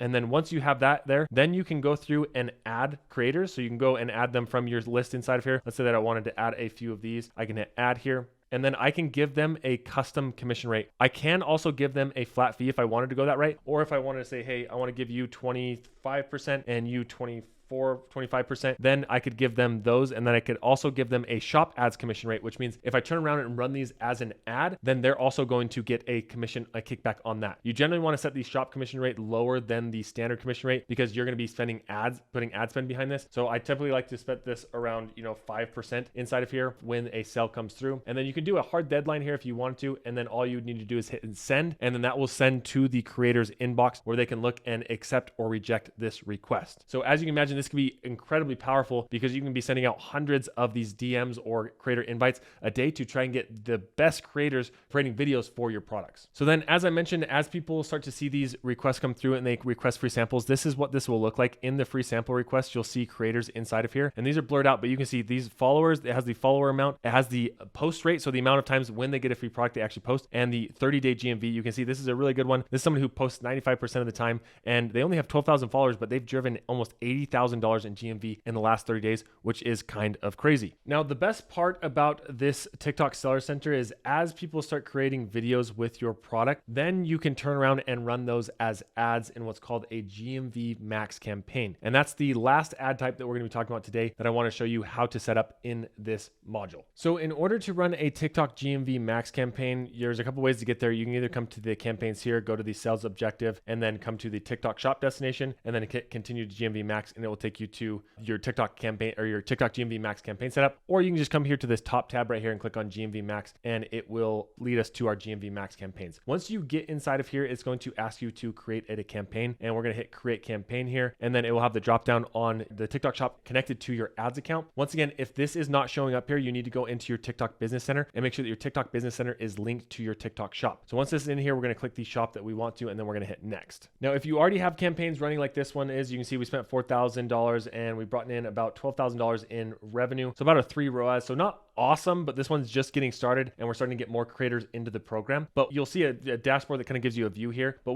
chances are you're probably not going to see that because it's a brand new account. What you want to do is you want to come over here and create GMV Max ads. And here we are inside of the GMV Max, and you can see there are two different options here. You can either promote products or you can promote a live. So if you're getting ready to do a live for your brand, you could actually run ads to that live to get more people inside of it. We're going to be covering the promote products here. The setup is very similar for both of them. We're going to be sticking with the promote products here. You see there is the option to promote all the products in your shop. If you're just getting started, I probably would recommend just starting off with some of the top sellers inside of your account. So you can uncheck this and then you can add specific products to your GMV Max campaign. It's important to note that you can only have one GMV Max campaign running per product. So if you run a campaign that has all of your TikTok products in one campaign, you can only run one campaign in GMV Max. If you have multiple products and you want to run one GMV Max campaign for each of those products, you could do that. But what I recommend to begin with is take the top 20% of your products and run those as one GMV Max campaign. So what I mean by that is if you click add products here, it will get a drop down of all the products from your store. And you can see the historical orders here in this. Let me move myself out of the way here a little bit. You can see the historical order. So if I just wanted to grab the top, let's say 20% in those, I'm going to grab all of these inside of here. And this is, of course, if you only have a product that's already getting sales inside of here. If not, you'll have to kind of do a little bit of math and figure out which ones are your top products. But I have over 400 SKUs in this account, but we're just going to let's just grab the top 20 here so I can give you an example of what this looks like. And we have the full historical orders here, and then we're going to hit confirm. So now I have these 14 products that I want to run GMV Max campaigns for. We're going to scroll down here, and next is the optimization and budget. And with this, it's going to ask for the product ROI. Now, TikTok is going to give you an idea on the product ROI, and right now it's saying a 1.2, which honestly a lot of times is going to be not even break even for a lot of e-commerce stores. When you're first getting started, I would recommend keeping this on the lower end so it actually gets volume. You may think this is going to be awesome. I'm just going to come in here and I'm going to set this at a 20, and for every dollar I spend, I'm going to get $20 back in revenue, but that's not the case. If you set this too high, your GMV Max ads just aren't going to show at all. So I do generally recommend keeping this a little bit lower. TikTok generally recommends them really low. I like to take whatever TikTok recommends and then add a 1 in front of it. So right now it's asking for a 1.2. I like to add a 2.2 here, and then I'll watch it over the next few days to make sure it's getting impressions. If not, I'll lower it back down a little bit for that target ROI. Now, the next thing is it's going to give you an idea of how many conversions you can get here, and then the daily budget. This you can set whatever you want to on this. Same thing, whatever your target acquisition is, I'd recommend setting it double that. So for this account, the target acquisition is around $30. So we're going to set the daily budget at $60 a day right now. No matter what your budget is, TikTok is always going to want you to spend more on this. So keep that in mind with this. I've seen it work with lower budgets. I've seen it work with higher budgets. Just do whatever you think is best for your brand. But I like to use the kind of measuring stick of 2 times my target cost per acquisition. Next here, this is one of the settings that gets a lot of people and can get you to spend a lot more money than you probably realize. And this is the special promotion days. What this means is if there is a specific promotion day, let me see if I can pull them up here. So right here, these are special promotion days. So these are all the holidays that right now TikTok classifies as special promotion days. What this means is if you left this setting just as it is, TikTok can spend up to 50% more on your budget and increase it by 10 times. So what that ends up looking like, as you can see here, is my budget can increase from 50% times 10, which means it can go up to 360 days if I don't adjust this setting. Now, this can be really helpful if you're an established store and you understand what your product does during things like Valentine's Day or Black Friday or things like that. But I generally recommend most people, so that they actually stick to their daily budget, either turn this setting off or turn it down drastically. So instead of 70% and a 10% increase limit, I like to jump this down to a 50% and a 1. So then instead of a $360 budget that it has, it can spend up to $90 during those promotion days when people are more likely to actually purchase the product. So I would recommend going and changing that setting right there. All you need to do is click on this little button right here, and then it will take you to that where you can save that setting, or you can turn it off if you like to, but I do like to keep it on in case there is revenue on the table that I can get during one of these special holidays. And next we have the ad creative. And when it comes to ad creative, you can even leave this as it is. And basically what will happen is if anybody tags your product in their video, it will automatically be eligible to start being shown inside of the TikTok GMV Max campaign. Or it can grab some of your videos that have products tagged to them and run them as ads as well. Or if you want to, you can manage them to see which ads are inside of here. So right now, these are all the authorized posts that are set for this specific product. This is one that somebody actually posted, an influencer, and it's authorized. Or I can come over here to the affiliate post and I can look at all the affiliate posts associated with this account. You see there are a ton inside of here that I can click and choose from. Or I can even do a custom post where I add a post inside of here that I wanted to, or I can even upload videos. But a lot of times I do recommend leaving this on the auto select, because that way TikTok is then going to rapidly test new videos as they come in, and it will pause the ones that are not getting performance and amplify the ones that are getting better ROI for your account. And that is pretty much all the settings there are for a GMV Max campaign. Most of the heavy lifting is done in the step before, where you're actually setting up your TikTok Seller Center account and then getting influencers to post the videos. But once they're in there, they're kind of in the ecosystem where those videos are automatically being promoted and being shown into an audience. And you see now all we need to do is set the schedule date. You can add this campaign name here if you want to, and then you can publish this campaign. Now, after that campaign is live, you can see this is what it will look like. I want to show you how to see which videos are actually running. So once you come in here, here's the product, and we'll go into the one that was actually running, and I'll show you this in just a minute. But you can come over here and you can come to the analytics of this campaign. I just scrolled down into the GMV Max here and then went into analytics. And once you're in the analytics, it will give you an idea of each of the products and then the availability. And if I wanted to see which videos are currently running for each of these products, I can click here, View Creative, and it will give me a drop down of each one of these. And you can see it will give me the status of each of these videos. So we just launched this campaign. So here's all the videos that are currently in queue, but there are a lot of different statuses that will show up depending on when you check on this. And if you click on this little thing right here, it'll give you more of the statuses. You see the first status is in queue. The post is ready to be tested for conversion driving potential. Then it will go into a learning phase similar to a normal TikTok ad. Next, there is the delivering phase where it's actually showing as part of your campaign. And then a lot of times it will go into not delivering because it's tested it and it's no longer getting results. So it's now pausing that ad for you. And the great thing is this all happens automatically. So once this is set up, TikTok's kind of doing their thing in the background, and you can come in here and just kind of look at the results and move things around if you wanted to. Now, when you're looking at this, if you start seeing an ad that's really performing and you wanted to give that ad more of a budget, you can come over here and you can do what's called a creative boost. So you can click on this specific ad right here and say that this one is getting a really good return on ad spend. I can give it a daily boost of at least $10 a day. So if I wanted $10 more a day to go towards that ad, I can click on that and then hit confirm here, and I can run a set end time. So say that I want it to end in a week here, I can put that on there and then make sure that that ad gets $10 more a day for that creative boost. Now, it's a minimum of $10 a day, and that's on top of your campaign ad spend. So right now in this campaign, my campaign ad spend is $60 a day, and now I'm giving this specific ad $10 more in budget. So that means this campaign is going to spend up to $70 a day. So something to keep in mind there. You can do boosts for any of the ads inside of the account, so you can add or take away them whenever you want to. Now, another great thing about this is inside of this view, if you come here to the creatives, this is going to show you the amount of people or the amount of creators that are starting to create videos for you. And you can actually see the performance of each video kind of in a high level overview. So right here, you can see this is a newer account that's just starting to use the GMV Max here. We're getting more and more creators on the platform. This is the creators who are authorizing our videos or authorizing our videos to run as ads. And I can come down here and I can see each one of the creators. I can see the product ID and I can see how much gross revenue their video has actually driven for my brand. This gives me an idea on if I want to take one of these and manually add it into a campaign and start running it as a GMV Max campaign all by itself as well. So that's another really helpful view to understand which of your creators are performing well and which specific ads are performing the best inside of your GMV Max campaign.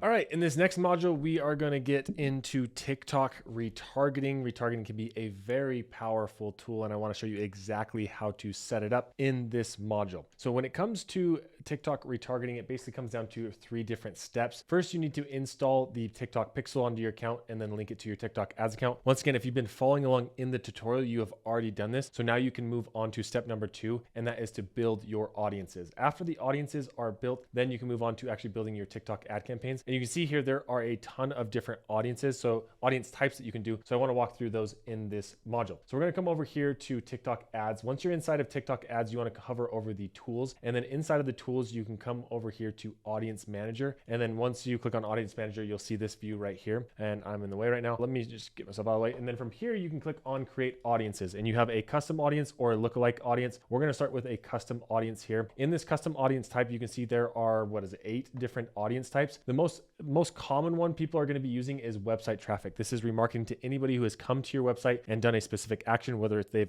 viewed a page, viewed content, or added to cart. If you wanted to create a remarketing audience of people who have come to your website, you can click on this option right here. And then you can see you can define your actions. So you can do page view, purchase, add to cart, anything along those lines. Most of the time, if you're going to be creating a lookalike audience, which we'll be talking about in the next little bit, you can do it on a page view, but most people are on a purchase, but most people are either going to do a page view or people who viewed the cart. For example, anybody who initiated a checkout, you could do that as well. But for this one, we're just going to do a page view here. And then you need to grab the source through the pixel. And you can see I have access to a couple different pixels for this demo account. So we're just going to grab one of these, and then you can do a URL contains if you wanted to. But for my case, I want anybody who has come to my website, but say that I have a specific product page that started with product, then I could add that there, and any page that contains product, it would remarket to those people. But for me, I want this to go to anybody on my website, so I'm going to put that there. And then you do have the parameters here as well. And then you can add more rules to broaden or narrow your audience. But a very common thing for an audience like this is anybody who came to my website in the last 30 days, I want to remarket to them, but I don't want to remarket to anybody who has actually purchased from my website, because that could be wasted ad spend. If that's the case, then you want to click on this little exclude button right here. And then you want to do the same thing, people who have done the following action, and then you can grab the purchase action here. We'll scroll over wherever the purchase is. Anybody who has purchased on my website the last 30 days, they will be excluded from this audience. Then we can give this a name. So web visitors 30 days, and then exclude. That way we know we are excluding those purchases. And then I would recommend keeping the auto fresh on, so it automatically every 30 days it's refreshing that audience in there. And then if you wanted to increase the total match audience size by adding more users identified by the machine learning, you can do that. TikTok recommends this, but I don't like doing this because I like to know that I'm actually remarketing to my audience. I don't want to remarket to random people that TikTok thinks I'm going to be hitting. At that point, I might as well just be running a broad audience. So I like to leave those off on this. And then the reach and frequency, allow your audience to be used for reach and frequency campaigns. You can turn this on or off if you want to. I like to just leave it off on that one, and then we're gonna hit confirm here. And then you can see once that's built, it will start populating. Initially, it will say unavailable, and the audience size will start to match. It typically takes around 24 hours for these to be available, so keep that in mind. Now, what you can do from here as you start to create audiences is you hover over here, you can see you can create lookalike audiences. Right now, it's not giving me the option because currently this one is still populating, but I could click on this and create a lookalike audience. So TikTok will target anybody who is similar to those people. If you're going to be creating lookalike audiences, I would recommend doing a custom audience based off of purchases. So you can come back here and do the same thing, but instead this part, you could just do purchase, anybody who's purchased last 30 days, and then you can leave all that is, and then we'll just call this purchase for the sake of this tutorial. Keep that easy, and then hit confirm. And then that is what I would make a lookalike audience based off of by clicking that little button right there. You can also come over here and lookalike audiences, and then it will ask you for the source. Right now it's not populating because I have these ones just aren't populated yet. So it's not coming through just yet on this, but you can select the source, the audience, and then you want to have anybody in that source. Okay, decided to get into a real account so we can see how this looks look. So you can see here, this one is website 30 days non-purchase, and it has the total match. From here, if I wanted to create a lookalike audience based off of that, I could click on this and create a lookalike audience. You can see it has the source, web visitors. You can do a source admit or contains, and this one we want to do admit, and then all systems. And then here on the placements, you can do the specific placements that you want. I'm going to leave that option. And then you have the option to do a narrow, balanced, or broad. Most of the time I do recommend doing balanced. And then here I would call this lookalike balanced, and then it would be based off of the website visitors. And then I could hit confirm here, and then we need to do the placement. We can do both those placements, and then the location, we need to make sure that we do United States. And then you can hit confirm, and it builds a lookalike audience for you. You can see it say lookalike audience, and then based off of those website visitors. You see it will take a little bit of time before you can use that there, but that is how you would create a lookalike audience. Now, other targeting audiences that you can build, you can see when you come into the custom audiences, you can go off of engagement. So if you wanted to remarket to anybody who's engaging with specific videos, you can click this option, and then you can target by specific ad groups in your ads, or by specific videos, app profile views, or TikTok instant pages. And you can do the same thing and build a audience based off of those. That's another really popular one. And then the last one that is really popular as well is shop activity. If you're running a TikTok shop, you can remarket to people who have visited your TikTok shop and run ads to them as well. So I recommend spending some time going and creating audiences that you think would be valuable. Once you're ready to actually start running ads to these people, let me show you how that works. What you're going to want to do is you want to come over to your campaigns, and same thing, you are going to click on the campaign tab right here. In this case, we are going to go for sales, and then we want to make sure that we are moving towards website traffic, and we're going to click on this, and then now we are going to hit continue here. All the settings are mostly going to be the same except for this part right here. I just want to show you exactly how to build out those audiences. From here, what you want to do is come over to the audience suggestions, or if you're getting this view right here, you want to switch to manual targeting, and then in the manual targeting, then you can add specific audiences right here under custom audiences. You can click this little drop down and then have the include, and you can see when you look at the custom audiences, it has all the audiences that we built inside of this account. So we can hit website visitors last 30 days, or if we wanted to target one of our lookalikes, it hasn't populated yet because we just built this one, but if we wanted to target one of those lookalike audiences, that will show right there. And then from this point, we can just hit continue and build out our ad campaign just like we did in the previous modules. And you can do TikTok remarketing kind of in any size account, but I do recommend having at least a budget of 3,000. We talked about this kind of level here. If your budget is 3,000 or less, you can have one prospecting campaign testing 2 different audiences, and then one that is simply for website visitors last 30 days. As your budget starts to grow, you can build out more audiences, say like website visitors last 7 days that did not purchase, and then anybody who added to cart in the last 30 days. You can have different offers, and you can offer promotions to get people back to your website if you wanted to. And then once you start to get into a bigger budget, that is where I recommend having not only a retargeting campaign, but also a re-engagement campaign, so that you're running ads to people who are engaging with your content as well, not just your website, and bringing them back into your funnel as well. And then also that's where you have things like your GMV Max campaign that we talked about. So when your budget starts to get 10K plus, then you can start running all of these different campaign types, and they kind of all work together to be able to scale your ads. And wow, congratulations. If you made it this far, you are an absolute legend and actually dedicated to doing something and creating great TikTok ads. I applaud you for making it this far. If you did, do me a huge favor, and please subscribe and like and comment on this video. As I mentioned, this is a 100% free course. I'm not trying to upsell you on anything. And so it would mean the world to me if you just like and subscribe on the way out so that you can get more free tutorials like this in the future. And thank you so much, and we'll see you in the next video.